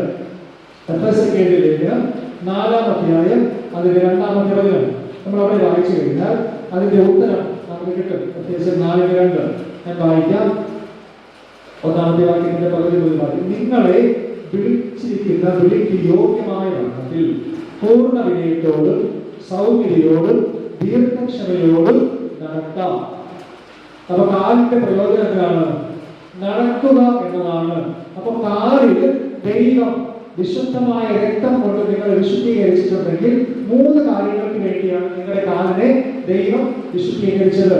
ഒന്നാമത് ദൈവം നിങ്ങളോട് ആഗ്രഹിക്കുന്നത് നിങ്ങളിൽ പൂർണ്ണ വിനയം ഉണ്ടാകണം, നിങ്ങളുടെ നടപ്പിലുണ്ടാകണം, പൂർണ്ണ വിനയം ഉണ്ടാകണം. രണ്ടാമത്, ജീവിതത്തിൽ നല്ല സൗമ്യതയോടെ നിങ്ങൾ നടക്കണം. മൂന്നാമത്, ദീർഘക്ഷമയോടെ നടക്കണം. മൂന്ന് രീതിയിൽ നടക്കാനാണ് നിങ്ങളുടെ കാലിൽ ദൈവം ഇങ്ങനെ ഒരു അനുഗ്രഹം തന്നിട്ടുള്ളത്. അപ്പൊ നിങ്ങളുടെ കാല് വെച്ച് നിങ്ങൾ എല്ലായിടത്തും നിങ്ങളുടെ ഇഷ്ടം പോലെ ഇനി മുതൽ നടക്കാനായിട്ട് ശ്രമിക്കരുത്. കാലുകൊണ്ട് നിങ്ങൾ നടക്കുമ്പോൾ മൂന്ന് കാര്യങ്ങൾ ദൈവം നിങ്ങളോട് ആഗ്രഹിക്കും. ഒന്ന്, ദൈവം എന്നെ വിളിച്ചിരിക്കുന്നത് എന്റെ കാലുകൊണ്ട് എങ്ങനെ നടക്കാനാണ്? ഒന്ന്, പൂർണ്ണ വിനയത്തോടെ നടക്കണം. രണ്ട്, സൗമ്യതയോടെ നടക്കണം. മൂന്നാമത്, ദീർഘക്ഷമയോടെ നടക്കണം. ഈ മൂന്ന് കാര്യങ്ങളാണ് ദൈവത്തിന്റെ മക്കളിലൂടെ നടക്കുക എന്ന് പറഞ്ഞാൽ ആഗ്രഹിക്കുന്നത്. ദൈവത്തിന്റെ മക്കളിലൂടെ നടക്കുക എന്ന് പറഞ്ഞാൽ ആഗ്രഹിക്കുന്നത്. അപ്പോ രക്തമെടുത്തു, രക്തം കൊണ്ട് ശരീരത്തിന്റെ മൂന്ന് അവയവങ്ങളെ ക്ലെൻസ് ചെയ്തു. ഒന്നാമത്തെ അവയവം കാതാണ്. കാതിനെ ക്ലെൻസ് ചെയ്യുമ്പോൾ ഒരു വചനം കൂടെ നമ്മൾ വായിക്കണം. ഹീബ്രുവിൽ ക്ഷേമ എന്നൊരു വാക്കുണ്ട്. ക്ഷേമ പ്രയർ ഇങ്ങനെയൊക്കെയുണ്ട്. ഈ പ്രാർത്ഥനയ്ക്ക് നൽകിയിട്ടുള്ള ഒരു വാക്കുണ്ട്, കേൾക്കുക എന്നതാണ് അതിന്റെ അർത്ഥം. അതിനൊരു വചനം പറഞ്ഞാൽ നിങ്ങൾക്ക് മനസ്സിലാവും. ഇസ്രായേൽ മക്കളുടെ ക്ഷേമ പ്രാർത്ഥന. ക്ഷേമ നമ്മൾ ഒരു വാക്യമൊക്കെ അറിയാം. ഇസ്രായേലിനെ കേൾക്ക, നിന്റെ ദൈവമായ കർത്താവ് ഏക കർത്താവാണ്. ഇസ്രായേലിനെ എന്ത് ചെയ്യുക? കേൾക്കുക. നമ്മൾ അനായാസ ആരാധന കേൾക്കും. ഈ വാക്ക് മിക്കവാറും നിങ്ങൾ കേൾക്കും. കണ്ടില്ലേ? ഇസ്രായേലിനെ കേൾക്ക, നിന്റെ ദൈവമായ കർത്താവ് ഏക കർത്താവാകുന്നു. നീ നിന്റെ ദൈവമായ കർത്താവിനെ പിന്നെ രീതിയിൽ ആരാധിക്കണമെന്നത് സ്നേഹിക്കണം. മനസ്സിലായോ? സ്നേഹിക്കണം എന്ന് പറയുന്നു. ആ സ്നേഹമാണ് ആരാധന എന്ന് പറയുന്നത്. അപ്പൊ ഇസ്രായേലിനെ കേൾക്കാം. അപ്പൊ നമ്മുടെ വലത് ചെയ്യുമ്പോൾ നമ്മൾ കേൾക്കേണ്ട ഏറ്റവും വലിയ ശബ്ദം ഏതാണ്? നിന്റെ ദൈവമായ കർത്താവ് ഏക കർത്താവാകുന്നു. ഈ ദൈവമായ കർത്താവല്ലാതെ എനിക്ക് ഭൂമിയിലും അതിന് മുകളിലും മറ്റൊന്നും ഉണ്ടാകാനായിട്ട് പാടില്ല. എന്റെ ജീവിത പങ്കാളിയും എന്റെ മക്കളും എന്റെ സഹോദരങ്ങളും അപ്പനും അമ്മയും എല്ലാം അതിന് കീഴേ വരികയുള്ളൂ. ഒന്നാം സ്ഥാനം എന്റെ ശരീരം എപ്പോഴും വഴങ്ങിക്കൊണ്ടിരിക്കണം, എന്റെ ദൈവത്തിന് ആയിരിക്കണം. അപ്പൊ ദൈവത്തിന്റെ മക്കൾക്ക് എപ്പോഴും ഉള്ളിൽ ഉണ്ടാകുന്ന ചിന്തയാണ്, ഞാൻ ആർക്കുള്ളവനാണ്, അല്ലെങ്കിൽ ആർക്കുള്ളവളാണ്? ഞാൻ എന്റെ അപ്പനുള്ളവനാണ്. ഈ ശബ്ദം എപ്പോഴും വളരെ ശരീരം ഇങ്ങനെ വഴങ്ങിക്കൊണ്ടിരിക്കണം. ലോകം മറുവശത്തൊന്ന് പറയും, ലോകത്തിലേക്ക് വാ എന്ന് വിളിക്കും. പക്ഷേ അതേ സമയത്ത് ദൈവശബ്ദം ഇങ്ങനെ പറയുന്നു, ഇസ്രായേലിനെ കേൾക്കാം, നിന്റെ ദൈവമായ കർത്താവേ കർത്താവാകുന്നു. നിന്റെ ദൈവമായ കർത്താവിനെ ഇത് എപ്പോഴും മുഴങ്ങുന്നു. അതിന് ആരാധന തുടങ്ങുമ്പോൾ നമ്മുടെ പള്ളിയിൽ നമ്മളെ വിളിക്കുകയാണ്, ദൈവം വിളിക്കുകയാണ്. ആരാധനയുടെ ആദ്യ ഭാഗത്ത് ദൈവം നമ്മളെ ഇങ്ങനെ വിളിക്കുകയാണ്, ദൈവമക്കളെ നിങ്ങൾ കേൾക്ക്, ഞാനാണ് നിങ്ങളുടെ ദൈവം, ഞാനാണ് നിങ്ങളുടെ കർത്താവ്, ഞാനാണ് ഏകൻ, ഞാൻ അത്യുന്നതൻ, ഞാൻ സർവശക്തൻ, സർവവ്യാപി, എന്നെ പോലെ മറ്റൊരു ദൈവമില്ല. ദൈവം നമുക്ക് പറഞ്ഞു തരികയാണ്. ഈ ശബ്ദത്തോടെ വേണം ദൈവസന്നിധിയിൽ ദൈവത്തെ ആരാധിക്കാനായിട്ട് നമ്മൾ കടന്നു വരാനായിട്ട്. അപ്പൊ നമ്മള് രക്തത്താലുള്ള അഭിഷേകം അല്ലെങ്കിൽ രക്തത്താലുള്ള ശുദ്ധീകരണത്തെ കുറിച്ച് നമ്മൾ പറഞ്ഞു. മൂന്ന് അവയവങ്ങൾ ദൈവം ശുദ്ധീകരിച്ചതിനെ കുറിച്ചും നമ്മൾ മനസ്സിലാക്കി. അടുത്ത ഒരു പുരോഗതി ഉണ്ടായിരിക്കേണ്ടുന്ന രണ്ട് കാര്യങ്ങൾ 29-ാമത്തെ വാക്യം, പുറപ്പാട് പുസ്തകം 29-29. അതിലൊന്ന്, അഹരോന്റെ വിശുദ്ധ വസ്ത്രം അവന്റെ ശേഷം അവന്റെ പുത്രന്മാർക്ക് ഉള്ളതാകണം. അത് ധരിച്ച് അവൻ അഭിഷേകവും കരപൂരണവും പ്രാപിക്കണം. അപ്പൊ ദൈവത്തിന്റെ പുരോഹിതർ നമ്മൾ രണ്ട് കാര്യങ്ങൾ നേടിയാൽ മാത്രമേ നമ്മൾ യഥാർത്ഥ പൗരോഹിത്യ ശുശ്രൂഷയ്ക്ക് യോഗ്യരായി തീരൂ. അതിൽ ഒന്നാമത്തേത് എന്ന് പറയുന്നത് ഏതാണ്? അഭിഷേകം. എന്ത് അഭിഷേകം? പരിശുദ്ധാത്മാവിന്റെ അഭിഷേകം. പരിശുദ്ധാത്മാവിന്റെ അഭിഷേകം പ്രാപിക്കാതെ ഒരു വ്യക്തി ദൈവരാജ്യത്തിൽ കർത്താവിന്റെ യഥാർത്ഥ പുരോഹിത ശുശ്രൂഷ ചെയ്യാനായിട്ട് എലിജിബിൾ ആവില്ല. അതുകൊണ്ട് പറയുകയാണ്, നിങ്ങൾ ആദ്യം എന്തിനു നേടിയെടുക്കണം? പരിശുദ്ധാത്മാവിന്റെ അഭിഷേകം നിങ്ങൾ നേടിയെടുക്കണം. അതിലൊരു വിലയുണ്ട്. ആ പരിശുദ്ധാത്മാവിനെ നിങ്ങൾ കരസ്ഥമാക്കണം. ആ പരിശുദ്ധാത്മാവ് നിങ്ങൾക്ക് വിലയുള്ളതായി നിങ്ങൾ കാണണം. അപ്പോസ്തലപ്രവൃത്തി 10-ാം വാക്യത്തിൽ നമ്മൾ അതിന്റെ പ്രാധാന്യത്തെ കുറിച്ച് നമ്മൾ മനസ്സിലാക്കും. അപ്പോസ്തലപ്രവൃത്തി 10-38. എന്തുകൊണ്ടാണ് നമ്മൾ ഈ അഭിഷേകത്തെ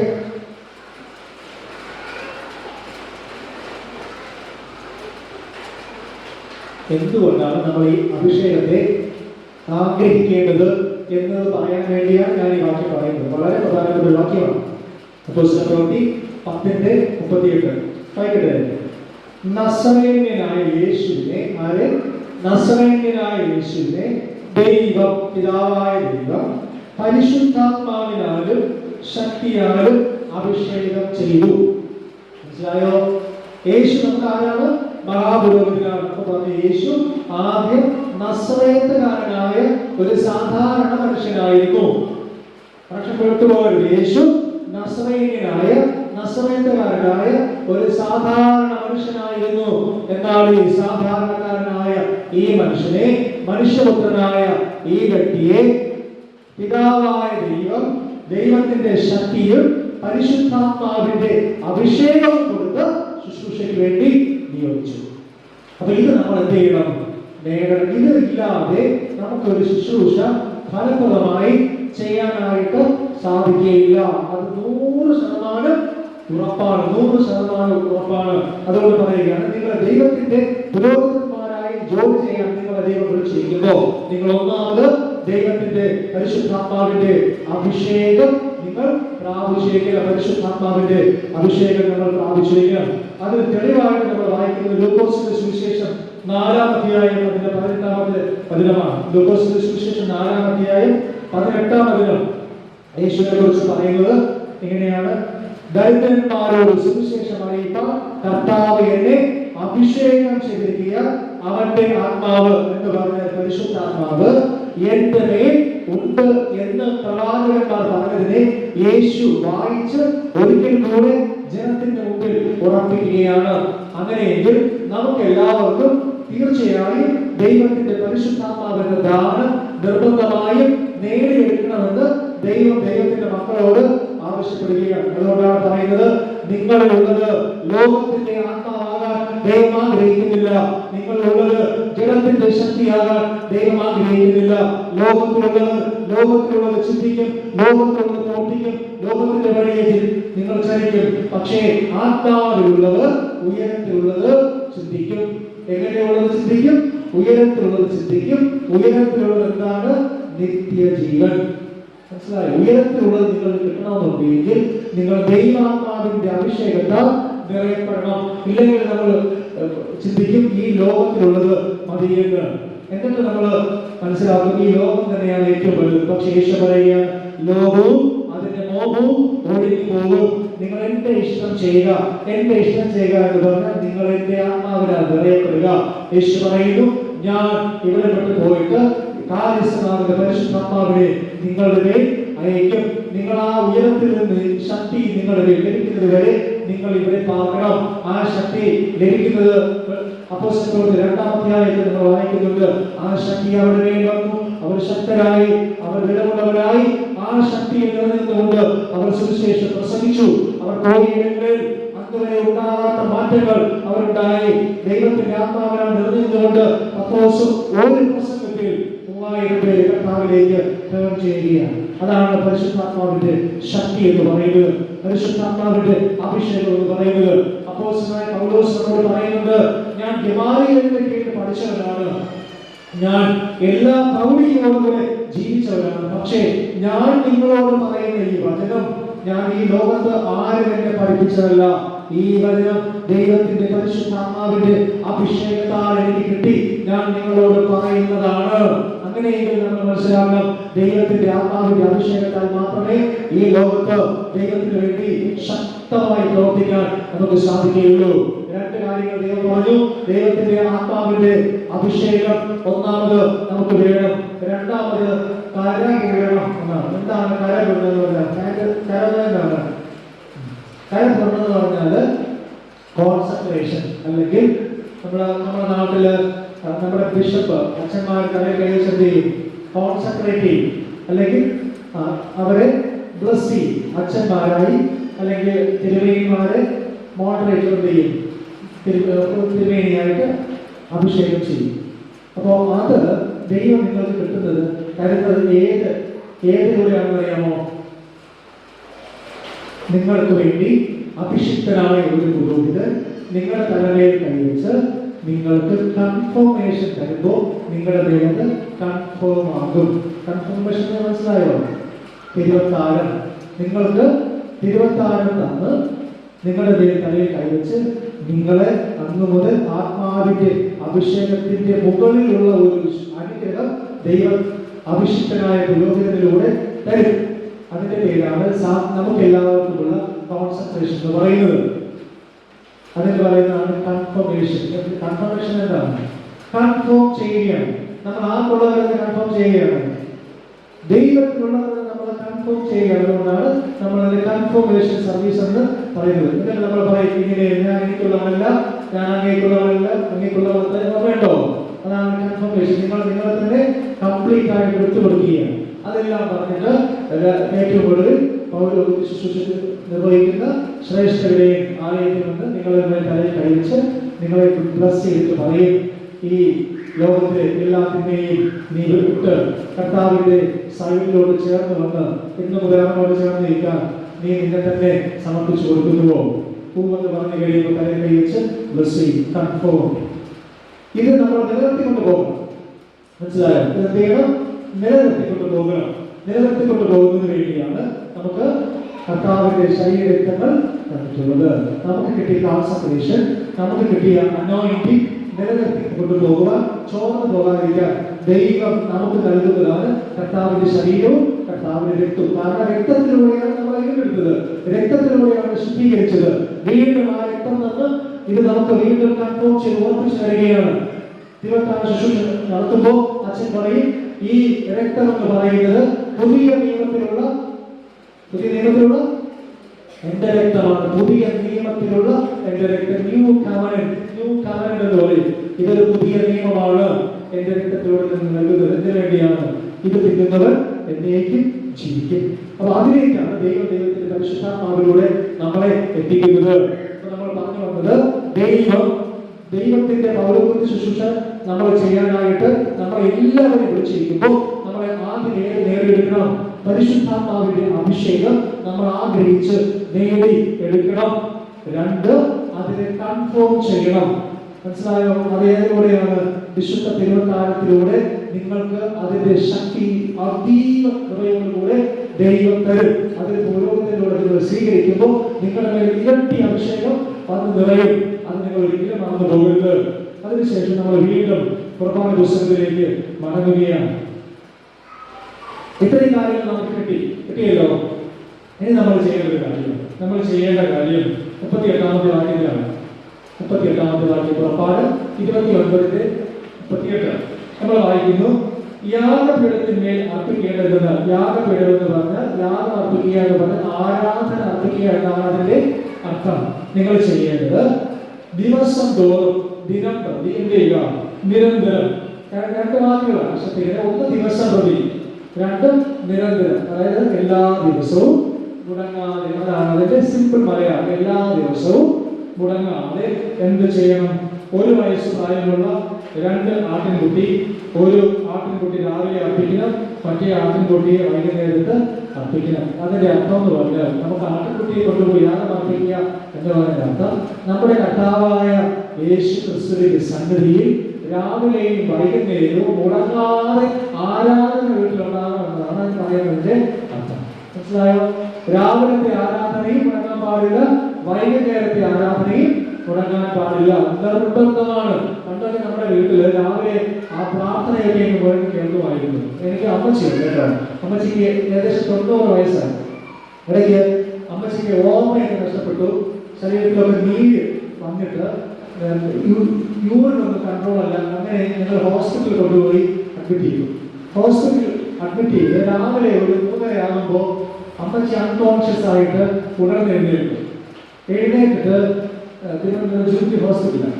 അവിടെ ഈ അമ്മച്ചി പാട്ട് പറഞ്ഞേക്കുന്നത്. അതിരാവിലെ തിരുസന്നിധി എന്ന് പറഞ്ഞ് 2 പാട്ടുകൾ പാടും. അതിരാവിലെ തിരുസന്നിധി അണയുന്ന ഒരു സമയം നോക്കേണ്ട ഒരു പാട്ടൊക്കെ അതിയായി നിന്നെ സ്തുതിപ്പാണ്. അങ്ങനെ പാട്ട് പാടില്ല. അപ്പൊ സിസ്റ്റേഴ്സ് ഒക്കെ ചോദിച്ചു, അമ്മച്ചിക്ക് ഓർമ്മയൊക്കെ നഷ്ടപ്പെട്ടു പോയല്ലോ, പിന്നെ എന്താണ് അമ്മച്ചി ഇങ്ങനെ എടുത്ത് പാടുന്നത്? അവരോട് അമ്മച്ചി നേർത്ത്. പക്ഷെ അമ്മച്ചി ആ സമയം 2 പാട്ട് പാടി അറിയാനുള്ള ഏതൊക്കെ വാക്യം വായിച്ച് അൺകോൺഷ്യസ് മൈൻഡാണ്. പ്രാർത്ഥിച്ചിട്ട് കിടക്കുന്നു 3:30-4 മണിക്ക്. ഞങ്ങളവിടെ ഇങ്ങനെ ചെന്ന സിസ്റ്റേഴ്സ് പറയുകയാണ്, നിങ്ങളുടെ അമ്മച്ചി ഇങ്ങനെയാണ് ചെയ്തുകൊണ്ടിരിക്കുന്നത്. കർത്താവ് പറയുന്ന കാര്യമുണ്ട്, ബാലൻ നടക്കേണ്ടുന്ന വഴിയിൽ അവനെ അഭ്യസിപ്പിക്കുക, വൃദ്ധനായാൽ അവനത് വിട്ടുമാറുകയില്ല.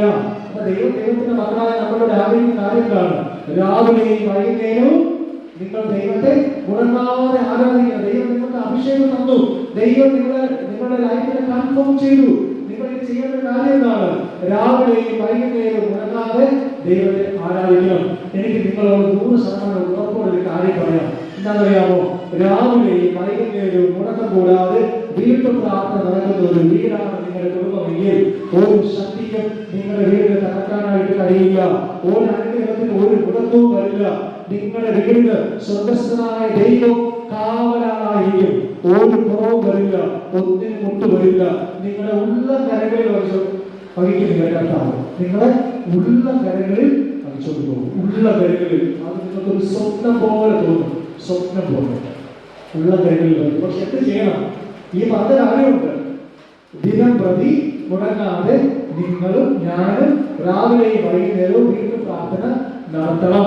കൃത്യമാണ്, നിർബന്ധമാണ്. നമ്മുടെ പ്രശ്നം അറിയാമോ? ജോലി കിട്ടി കഴിഞ്ഞാൽ പിന്നെ പ്രാർത്ഥനയ്ക്ക് സമയമില്ല, തിരക്കാണ്, പലയിടങ്ങളിലായി. ഇനി കുഞ്ഞുങ്ങൾക്ക് പരീക്ഷ ഉണ്ടെങ്കിൽ പറയും നാളെ ടെസ്റ്റ് പേപ്പറാണ്, പിന്നെ എങ്ങനെ എഴുതും?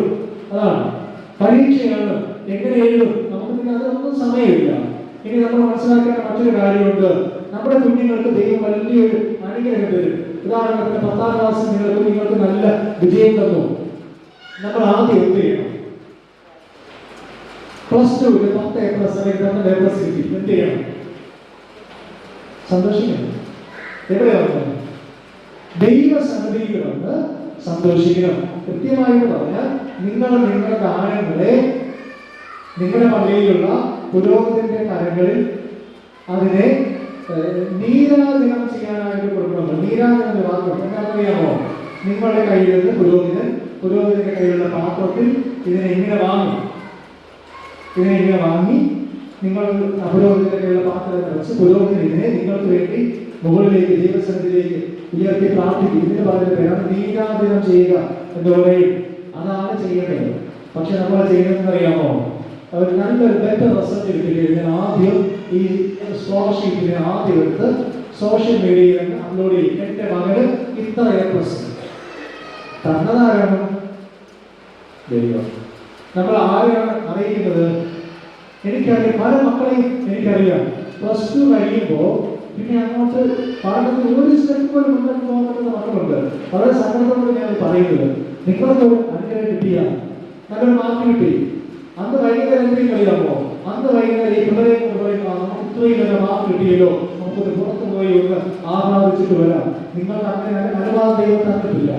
നിങ്ങളുടെ വീട്ടിൽ വലിയൊരു അനുഗ്രഹം തന്നിട്ടുണ്ടെങ്കിൽ അന്നത്തെ ദിവസം നിങ്ങൾ പറ്റുമെങ്കിൽ വീട്ടിൽ വെളിയിൽ പോകാതെ അല്ലെങ്കിൽ ദൈവത്തിന്റെ ഒരു ആലയം തന്നിട്ടുണ്ടെങ്കിൽ അവിടെ വന്നിരുന്ന പുഴക്കാലം മുടക്കി ദൈവത്തോട് പ്രാർത്ഥിക്കണം കേട്ടോ. ദൈവം അതിനെ മാനിക്കും. നിങ്ങൾക്ക് ഒരു കുടുംബ ജീവിതം തന്നു. നിങ്ങളുടെ തന്ന ജീവിത പങ്കാളിയും കൊണ്ട് ലോകം മുഴുവൻ നടന്നാണ് കർത്താവ് പറയുന്നത്. ഒരു ഓപ്ഷൻ പറയാം. കഴിയുമെങ്കിൽ നിങ്ങൾക്കൊരു ജീവിത പങ്കാളിയെ തന്നാൽ ആ ജീവിത പങ്കാളിയെ കൊണ്ട് 10 മിഷൻ വീട്ടിൽ ഇറങ്ങിയിട്ട് വാ. തിരിച്ചു വരുമ്പോൾ നിന്റെ കുടുംബം അനുഗ്രഹിക്കപ്പെട്ടിരിക്കും. കല്യാണം കഴിഞ്ഞ് നിങ്ങൾ ആദ്യം നിങ്ങളുടെ ജീവിത പങ്കാളിയെ കൊണ്ട് ഒരു മിഷൻ വീട്ടിൽ പോയിട്ട് വാ. നിങ്ങളുടെ ജീവിതം അനുഗ്രഹിക്കപ്പെട്ടിരിക്കും. ഞാൻ എന്റെ കല്യാണം കഴിഞ്ഞിട്ട് ഒരാഴ്ച കഴിഞ്ഞ് പോയിട്ട് ഭാര്യയും കൊണ്ട് പോയത് മിഷൻ ഫീൽഡിലാണ്. തടസ്സങ്ങൾ ഒത്തിരി ഉണ്ടായിരുന്നു. പക്ഷെ എനിക്ക് 100% പറയാൻ പറ്റും. അന്ന് അവിടെ പോയതിന്റെ പേരിൽ ദൈവം എന്റെ കുടുംബത്തെയും അത്രയും അനുഗ്രഹിച്ചിട്ടുണ്ട്. നിങ്ങൾക്കൊരു കുടുംബം തരുമ്പോ, അനുഗ്രഹം തരുമ്പോ ദൈവത്തിന്റെ സന്നിധിയിൽ നിങ്ങൾ ഇരിക്കണം. ദൈവത്തിന് വേണ്ടി നിങ്ങൾ വിട്ടുകൊടുക്കണം. അതാണ് പറയുക, ദൈവം നിങ്ങളെ വിളിക്കുമ്പോ രാവിലെയും വൈകുന്നേരവും മുടങ്ങാതെ അപ്പന്റെ സന്നിധിയിൽ ഇരുന്ന് ദൈവത്തോട് പ്രാർത്ഥിക്കണം. കുടുംബ പ്രാർത്ഥന നടത്തണം. കുടുംബ പ്രാർത്ഥന ഉള്ള വീട് ഒരിക്കലും നശിച്ചു പോകില്ല, ഒരിക്കലും കടന്നു പോകില്ല. വീട്ടിൽ ഒരപ്പനുണ്ടെങ്കിൽ, പ്രായമുള്ള ഒരാളുണ്ടെങ്കിൽ അവർ മറ്റൊക്കെ ഈ കാര്യം കൃത്യമായിട്ട് ചെയ്ത് നമ്മളെങ്ങനെ അതിലോട്ട് കൊണ്ടുപോകും. ഒരു ബന്ധവുമില്ല. ഇന്ന് നമ്മുടെ വീട്ടിൽ നമ്മൾ നോക്കിയാൽ പ്രൈം ടൈം ന്യൂസ് എന്ന് പറഞ്ഞിട്ട് ആ സമയത്തിന്റെയും ന്യൂസ് പ്രോഗ്രാംസ് ഉണ്ട്. അവർ അതിനൊരു പേരെന്ന് അറിയാമോ? Prime time. ആരുടെ പ്രൈം ടൈമാണ്? എന്റെയും നിങ്ങളുടെയും പ്രൈം ടൈം. എന്റെ ചോദ്യം, എന്റെയും നിങ്ങളുടെയും പ്രൈം ടൈം മീഡിയയുടെ മുമ്പിലാണ് കൊടുക്കേണ്ടത്? അപ്പന്റെ മുമ്പിലാണ് കൊടുക്കേണ്ടത്? നിങ്ങൾ ശ്രദ്ധിക്കണം. നിങ്ങളുടെ അപ്പന്റെ മുമ്പിൽ ഇരുന്നാല് ഒരു ആകുലതയും കൂടാതെ നിങ്ങളുടെ അപ്പൻ നിങ്ങളുടെ ഉള്ള കാര്യങ്ങളിൽ നിങ്ങൾ വഹിച്ചുകൊണ്ട് പോകും. പക്ഷെ ഇരിക്കണം, രാവിലെയും വൈകുന്നേരവും ഇരിക്കണം. രാവിലെ പറഞ്ഞല്ലോ, ഞാൻ രാവിലെയും ഉച്ചയ്ക്കും വൈകുന്നേരത്തും എഴുന്നേറ്റിരുന്ന് എന്റെ അപ്പന്റെ മുമ്പിൽ എന്റെ സങ്കടം ബോധിപ്പിച്ച് കരയും.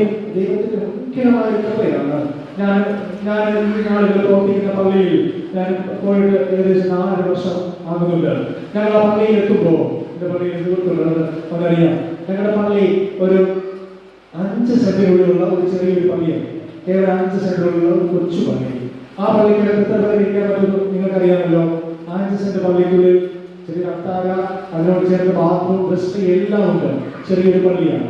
അങ്ങനെ ഇരിക്കുമ്പോ ഒരു ദിവസം ദൈവം മനസ്സിൽ വന്നു, ഈ പള്ളി ഇങ്ങനെ അടച്ചിട്ട് വെറുതെ ഇരിക്കേണ്ട കാര്യമില്ല. ശനിയാഴ്ച ഞായറാഴ്ച മാത്രം തുറക്കേണ്ട പള്ളിയല്ലല്ലോ. അപ്പൊ ഞാൻ ദിവസം പള്ളിയിൽ പറഞ്ഞു, നമുക്ക് ഈ പള്ളി എല്ലാ ദിവസവും തുറന്നിടാവും. ഇതുപോലെ വേറൊരു സൈഡിലാണ്. അപ്പൊ എല്ലാവരും പറഞ്ഞു, നമുക്ക് തുറന്നിടാം. തുറന്നിട്ട് കഴിയുമ്പോൾ എല്ലാ ദിവസവും ഞങ്ങളുടെ പള്ളിയിലെ മക്കളെല്ലാം രാവിലെ വരുന്നത് ആ പള്ളിയിലാണ്. സ്കൂൾ ബാഗ് തൂക്കി യൂണിഫോം ഇട്ട് എല്ലാ പാരന്റ്സും മക്കളെ കൊണ്ട് പള്ളിക്കകത്ത് വിടും. അവരും വരും. രാവിലെ ആൾക്കാരുണ്ട്, മുട്ടുകുത്തി അവർ വന്ന് പ്രാർത്ഥിക്കും. അപ്പന്മാര് ജോലിക്ക് കൂലി വേലയ്ക്ക് പോകുന്നതിന് മുമ്പ് രാവിലെ പള്ളിയിൽ കയറി രാവിലെ അവർ ആരാധിച്ചിട്ട് പോകും, പ്രാർത്ഥിച്ചിട്ട് പോകും. ഒന്നും നമ്മൾ ചെയ്തില്ല. പള്ളി വെറുതെ തുറന്നിട്ട് കൊടുത്തു. അത്ഭുതം എന്ന് പറയുന്നത് കുടുംബങ്ങളിൽ ഭയങ്കര മാറ്റങ്ങൾ ഉണ്ടായി. ഒന്നും ചെയ്തില്ല, ദൈവം പ്രവർത്തിച്ചു. കുടുംബങ്ങൾക്കുള്ളിൽ ഭയങ്കര മാറ്റങ്ങൾ വന്നു.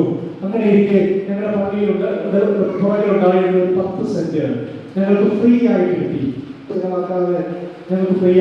ഞങ്ങൾ പറഞ്ഞു, കർത്താവേ, ഞങ്ങൾക്ക് സ്ഥലം പോരാ. ജനം പ്രാർത്ഥിച്ചതിന്റെ അതിന് പറയുകയാണ്, സ്ഥലം പോരാ. സ്ഥലം കിട്ടിയപ്പോൾ ഞങ്ങൾ ദൈവത്തോട് പ്രാർത്ഥിച്ചു, കർത്താവേ, ഞങ്ങളുടെ ഈ ആദ്യങ്ങളെ ഒന്ന് വിസ്തൃതമാക്കിയിരുന്നെങ്കിൽ ആരെയൊക്കെ വിസ്തൃതി കൂട്ടാമോ? ദൈവത്തോട് പ്രാർത്ഥിച്ചു, ജനതയോട് പ്രാർത്ഥിച്ചു കഴിഞ്ഞപ്പോ ആ പള്ളി ഇപ്പോ ഉണ്ടായിരുന്നതിന്റെ ഇരട്ടി വലുപ്പത്തിൽ കോൺക്രീറ്റ് റൂഫ് ചെയ്ത് ആ പള്ളിപ്പണി പൂർത്തിയാക്കി. ഒരു വീട്ടിൽ തിരിക്കാൻ പോയിട്ടില്ല. പള്ളിയിൽ കൊണ്ടുവച്ചത് ഒരേ ഒരു കാര്യമാണ്, രാവും പകലും നിലവിളിച്ചു, പ്രാർത്ഥിച്ചു, ദൈവത്തിനെ പ്രാർത്ഥിച്ചു. ഓരോ യാമങ്ങളിൽ എഴുന്നേറ്റിരുന്ന് പ്രാർത്ഥിച്ചു. ഏറ്റവും ഒടുവിൽ ഒരു 4 മാസം മുൻപ് ദൈവം ഞങ്ങൾക്ക് ചിന്ത തന്നു, ഒരു പ്രയർ ഗ്രൂപ്പ് സ്റ്റാർട്ട് ചെയ്യാം. അപ്പൊ ഞാൻ പറഞ്ഞു, ദൈവം നമ്മൾ ഇത്രയും അനുഗ്രഹിച്ചല്ലോ, നമുക്കൊരു പ്രയർ ഗ്രൂപ്പ് സ്റ്റാർട്ട് ചെയ്യാമല്ലോ. 24 മണിക്കൂർ പ്രാർത്ഥിക്കുന്ന ഒരു പ്രയർ ഗ്രൂപ്പ് സ്റ്റാർട്ട് ചെയ്തു. 52 പേരുണ്ട്. 24 hours ഞാൻ ഇപ്പോൾ പ്രാർത്ഥിക്കുമ്പോഴും ഒരു പ്രയർ ഗ്രൂപ്പിനെ പ്രാർത്ഥിച്ചുകൊണ്ടിരിക്കുന്നു. ആ ജനം മനസ്സിലാക്കിയ ഒരു സത്യമുണ്ട്, ദൈവത്തോട് പ്രാർത്ഥിച്ച രാവും പകലും ദൈവത്തോട് നിലവിളിക്കുന്ന ഒരു ജനമുണ്ട്. അങ്ങനെയുള്ള ജനമുള്ളിടത്ത് ദൈവത്തിന്റെ കൃപ ഇറങ്ങി ജനത്തെ അനുഗ്രഹിക്കും. എന്റെ അനുഭവം ഞാൻ പറയുന്നത്, നിങ്ങളുടെ വ്യക്തിക്കാണ് പറയുന്നത്. മനസ്സിലായി? ദൈവത്തിന്റെ മക്കളെ അനുഗ്രഹിക്കും, ഉറപ്പായിട്ടും അനുഗ്രഹിക്കും. ഒരു കുറവും ഒന്നും ദൈവം വരുത്തില്ല. പക്ഷെ എന്ത് ചെയ്യണം? രാവിലെ വൈകുന്നേരവും ഇരിക്കേണ്ടതുപോലെ ഇരുന്നാൽ നിർത്തേണ്ടത് ദൈവം നമ്മളെ നിർത്തും. ഒന്നിനും കുറവില്ല. എനിക്കിത് ഒരു മഹത്വമില്ല കേട്ടോ. ഞാനിതൊന്നും ചെയ്തിട്ടില്ല. ചെയ്തതെല്ലാം ദൈവം ഇങ്ങനെ ചെയ്തുകൊണ്ടിരുന്നു. ഞാനൊരു പാവം പോലെ മാത്രമേ എനിക്കറിയാം. കർത്താവ് ഇങ്ങനെ മൂവ് ചെയ്യുകയാണ്. ദൈവസാന്നിധ്യം ഇങ്ങനെ ഇറങ്ങി പ്രവർത്തിക്കുകയാണ്. ഞാൻ പറഞ്ഞുള്ള കാര്യങ്ങളല്ല, നമ്മുടെ ആലയത്തിൽ ദൈവസാന്നിധ്യം ഇതുപോലെ ഇറങ്ങി വരും. അതെനിക്ക് നല്ല ഫീലുണ്ട്. നല്ല ദൈവസാന്നിധ്യങ്ങളുടെ പള്ളിയിൽ നിന്ന് നിൽക്കുന്നവർക്ക് ഫീൽ ചെയ്യും. പറഞ്ഞാൽ നമുക്ക് കിട്ടുന്നവർക്കറിയാം. ആ ഒരു എക്സ്പീരിയൻസ് നിങ്ങളുടെ വീട്ടിൽ ദൈവത്തായിരുന്നു. അതുകൊണ്ട് നമ്മൾ എന്ത് ചെയ്യും? പകലും ദൈവത്തോട് നിലവിളിക്കുന്നു. ഇനി ഒരു കാര്യം കൂടെ പറഞ്ഞിട്ട് ഞാൻ ആ ഭാഗം അവസാനിപ്പിക്കുകയാണ്. ഏറ്റവും ഒടുവിൽ ദൈവത്തോട് രാവും പകലും നമ്മൾ ഇരിക്കണം. ഒടുവിലായി ദൈവം പറയുക, അങ്ങനെ നിങ്ങൾ ഇരുന്ന് കഴിഞ്ഞാൽ നിങ്ങൾക്കൊരു ബ്ലെസ്സിംഗ് ഉണ്ട്. നിങ്ങൾക്കറിയാമോ? 45-ാമത്തെ വാക്യം, ഞാൻ ഇസ്രായേൽ മക്കളുടെ മധ്യേ വസിക്കുകയും അവർക്ക് ദൈവമായിരിക്കുകയും ചെയ്യും. നിങ്ങൾ ഇത്രയും കാര്യം ചെയ്താൽ ഞാൻ നിങ്ങളോട് കൂടെ എപ്പോഴും ഉണ്ടായിരിക്കും. നിങ്ങൾ പള്ളിയിൽ വരുമ്പോൾ നിങ്ങളുടെ കൂടെ കാണും. നിങ്ങൾ വീട്ടിൽ പോകുമ്പോൾ നിങ്ങളുടെ കൂടെ ഉണ്ടായിരിക്കും. യഹോവയുടെ മഹത്വം നിനക്ക് തിരിപ്പറയാൻ ആയിരിക്കും. ദൈവം നിന്നോട് കൂടെ ഇരിക്കും. ഇതിന്റെ പേരാണ് ഇമ്മാനുവേൽ. എപ്പോഴും ആര് കാണും? ദൈവം കാണും. ദൈവത്തെ വിളിച്ചാൽ, ദൈവത്തിന് പ്രിയപ്പെട്ട പൗരോഹിത്യ ശുശ്രൂഷ ചെയ്യുവാനായിട്ട് നമ്മളെ വിട്ടുകൊടുത്താൽ നമ്മുടെ എല്ലാ കാര്യങ്ങളിലും ആര് കൂടെ കാണണം? ദൈവം കൂടെ കാണണം. അപ്പൊ ഇന്ന് നമ്മൾ ഈ പള്ളിയിൽ പോകുമ്പോൾ നമ്മുടെ കൂടെ ആരെപ്പോഴും ഉണ്ടാകണം ആഗ്രഹിച്ചു പോകണം, കർത്താവിനോട് കൂടെ ഉണ്ടാകണം. മനസ്സിലായോ? ഞാൻ പറഞ്ഞ കാര്യങ്ങൾ 2 മിനിറ്റ് കൊണ്ട് പറഞ്ഞ് നമ്മൾ അവസാനിപ്പിക്കും. നിങ്ങളുടെ മനസ്സിലുള്ളത് ഒന്ന് ഒരിക്കൽ കൂടെ റിവൈൻഡ് ചെയ്യും. അപ്പോൾ നമ്മൾ ആദ്യം പഠിക്കാനായിട്ട് ശ്രമിച്ചത് നമ്മളെല്ലാവരും ദൈവത്തിന്റെ പുതിയ നിയമ പുരോഹിതരാണ്. അപ്പൊ ദൈവം പുതിയ നിയമ പുരോഹിതരാകാൻ നമ്മളെ വിളിച്ചപ്പോൾ നമുക്ക് ഉള്ളിൽ വളരെ ചില മാറ്റങ്ങളുണ്ട്. ഒന്നാമത് നമ്മളെ വിശുദ്ധിയുള്ളവരാക്കി മാറ്റാൻ ദൈവം ആഗ്രഹിച്ചു. അതിനുവേണ്ടി ദൈവം നമ്മളാണ് ദൈവത്തിന്റെ വചനവും കർത്താവ് നൽകിയ ജലസ്നാനവും. അപ്പൊ വചനത്തോടും കൂടിയ ജലസ്നാനത്താൽ ദൈവം നമ്മളെ വിശുദ്ധീകരിച്ചു. രണ്ടാമത് ദൈവം നമ്മളെ ശുദ്ധീകരിച്ചത് കർത്താവിന്റെ രക്തത്താൽ പുതിയ അങ്കി നൽകിയാണ്. അങ്ങനെ അശുദ്ധിയിലേക്ക് പോയ ഒരു പൗരോഹിത്യത്തെ കുറിച്ച് ഓർമ്മിപ്പിച്ചു. യോശുവ എന്ന മഹാപുരോഹിതൻ, അദ്ദേഹത്തിനെതിരെ പിശാച് ബാധിച്ചു. പക്ഷെ ദൈവം പറഞ്ഞു, അങ്ങനെയല്ല, ഇവൻ അഭിഷേകമുള്ളവനാണ്, ഇവന്റെ മേൽ അഭിഷേകമുണ്ട്, ഇവൻ തീയിൽ നിന്ന് എടുത്ത ഒരു കൊള്ളിയാണ്, ഇവരെ ഞാൻ അങ്ങനെ തള്ളിക്കളയില്ല. നമ്മളെ കുറിച്ച് ഇതുപോലെ ദൈവം പറഞ്ഞൊരു സാക്ഷ്യം ഉണ്ടായിരിക്കണം. അത് കഴിഞ്ഞതിന് ശേഷം ദൈവം അവൻ തള്ളിക്കളയാതെ വീണ്ടും പുതിയ ഡ്രസ്സ് കൊടുത്ത് അവൻ മടക്കി കൊണ്ടുപോകും. ദൈവം നമ്മളെ തെറ്റ് ചെയ്തെന്ന് പറഞ്ഞിട്ട് നമ്മളെ തള്ളിക്കളയില്ല. നമ്മൾ ഏറ്റുപറഞ്ഞ് ഉപേക്ഷിച്ച് കഴിഞ്ഞാൽ ദൈവം നമ്മളെ വീണ്ടും റിട്ടേൺ ചെയ്യും. അപ്പോൾ ദൈവം നമ്മളെ മടക്കി കൊണ്ടുവന്നു. അത് നമ്മൾ മാറ്റില്ല. അങ്ങനെ മടക്കി കൊണ്ടുവന്നാൽ നമ്മൾ എന്താണ് ചെയ്യേണ്ടത്? ഒരു വശത്ത് പിശാച് നമുക്കെതിരെ ബാധിക്കുമ്പോൾ നമ്മൾ ചെയ്യേണ്ട 3 കാര്യങ്ങൾ. രാവും പകലും അവന്റെ വചനത്തെ ധ്യാനിക്കണം. രാവും പകലും ഉച്ചയ്ക്ക് രാത്രിയെല്ലാം അവനോട് പ്രാർത്ഥിക്കണം. മൂന്നാമത് രാവിലെയും വൈകുന്നേരത്ത് എന്തെയ്യാം? ഈ 3 കാര്യങ്ങളും ദൈവം നമ്മളോട് ചെയ്യാനായിട്ട് പറഞ്ഞു. അടുത്ത കാര്യം, ദൈവത്തിന്റെ മക്കൾക്ക് ഇതേ രക്തത്തിലൂടെ 3 അവയവങ്ങളെ ദൈവം ക്ലെൻസ് ചെയ്ത് കൊടുത്തു. ഒന്ന് ചെവി. ഈ ചെവിയോട് നിങ്ങൾ എപ്പോഴും കേൾക്കേണ്ടത് ഇസ്രായേലിനെ കേൾക്കാം, നിന്റെ ദൈവമായ കർത്താവ് ഏക കർത്താവാകുന്നു, ഇതല്ലാതെ മറ്റൊന്നും ഈ ലോകത്തിൽ നിന്നെ ബാധിക്കരുത്. ലോകത്തിന്റെ ഒരു ശത്രു ഇതിന് മുകളിൽ നിനക്ക് വലുതായിരിക്കരുത്. രണ്ടാമത് വിരലുകളെ, വലത് കൈയുടെ തള്ളവിരലിനെ, ഇതിനുള്ള അനോയിന്റിംഗ് ഉണ്ട്, ഇതിനെ നമ്മൾ നഷ്ടപ്പെടുത്തി കളയരുത്. കാല്, നമ്മൾ നടക്കുന്നതിന് വേണ്ടിയുള്ളതാണ് കാല്. എന്തിനു വേണ്ടിയുള്ളതാണ്? 3 കാര്യങ്ങൾ ഞാൻ നിങ്ങളോട് പറഞ്ഞു. തീർത്തും ദൈവത്തിന്റെ സന്നിധി താഴ്മയോടെ വിനയത്തോടെ നടക്കാൻ വേണ്ടിയാണ്, സൗമ്യതയോടെ നടക്കാൻ വേണ്ടിയാണ് ദൈവം നിങ്ങളുടെ കാലുകളെ രക്തത്താൽ കഴുകി വെടിപ്പാക്കിയത്. അങ്ങനെ നമ്മൾ പതിയെ കർത്താവിന്റെ പ്രിയ പുരോഹിതനായി മാറ്റപ്പെട്ടു. പ്രിയ പുരോഹിതനായി മാറ്റപ്പെട്ട് കൈ, കാല്, ഇതെല്ലാം ദൈവം പതിയെ ശുദ്ധീകരിച്ചു. എന്നിട്ട് പറഞ്ഞു, 2 കാര്യങ്ങൾ നിങ്ങൾ ഇനി വളരണം. എന്ത് ചെയ്യണം? നിങ്ങൾ പരിശുദ്ധാത്മാവിന്റെ അഭിഷേകം പ്രാപിക്കണം. അത് മാത്രമല്ല, നിങ്ങൾ റീകൺഫേം ചെയ്ത് കോൺസെൻട്രേഷൻ പുരോഹിതന് വാങ്ങിയെടുത്ത് കർത്താവിന്റെ ശരീരത്തിൽ വിലയുന്നതായി കാണണം. ഇത്രയും ചെയ്ത് കഴിഞ്ഞാൽ നിങ്ങൾ ഇനി അടുത്ത് ചെയ്യേണ്ടത് രാവിലെയും വൈകുന്നേരവും വീട്ടു പ്രാർത്ഥന കൃത്യമായിട്ട് ചെയ്യണം. ഇത്രയും ചെയ്തത് പറഞ്ഞു, ഞാൻ നിങ്ങളോട് കൂടെ ഇരിക്കും, ഞാൻ ഇമ്മാനുവേലായി കൂടെ ഇരിക്കും, കൂടെ വരും, നിങ്ങളടുത്ത് ഞാൻ നിന്റെ ദൈവമായിരിക്കും. നമ്മൾ ചിന്തിച്ച് ഇങ്ങനെയുള്ള ഒരു ദൈവം നമുക്കുള്ളത് എത്ര വലിയ കാര്യമാണ്. സ്വീകരിക്കാമോ? എഴുതില്ല.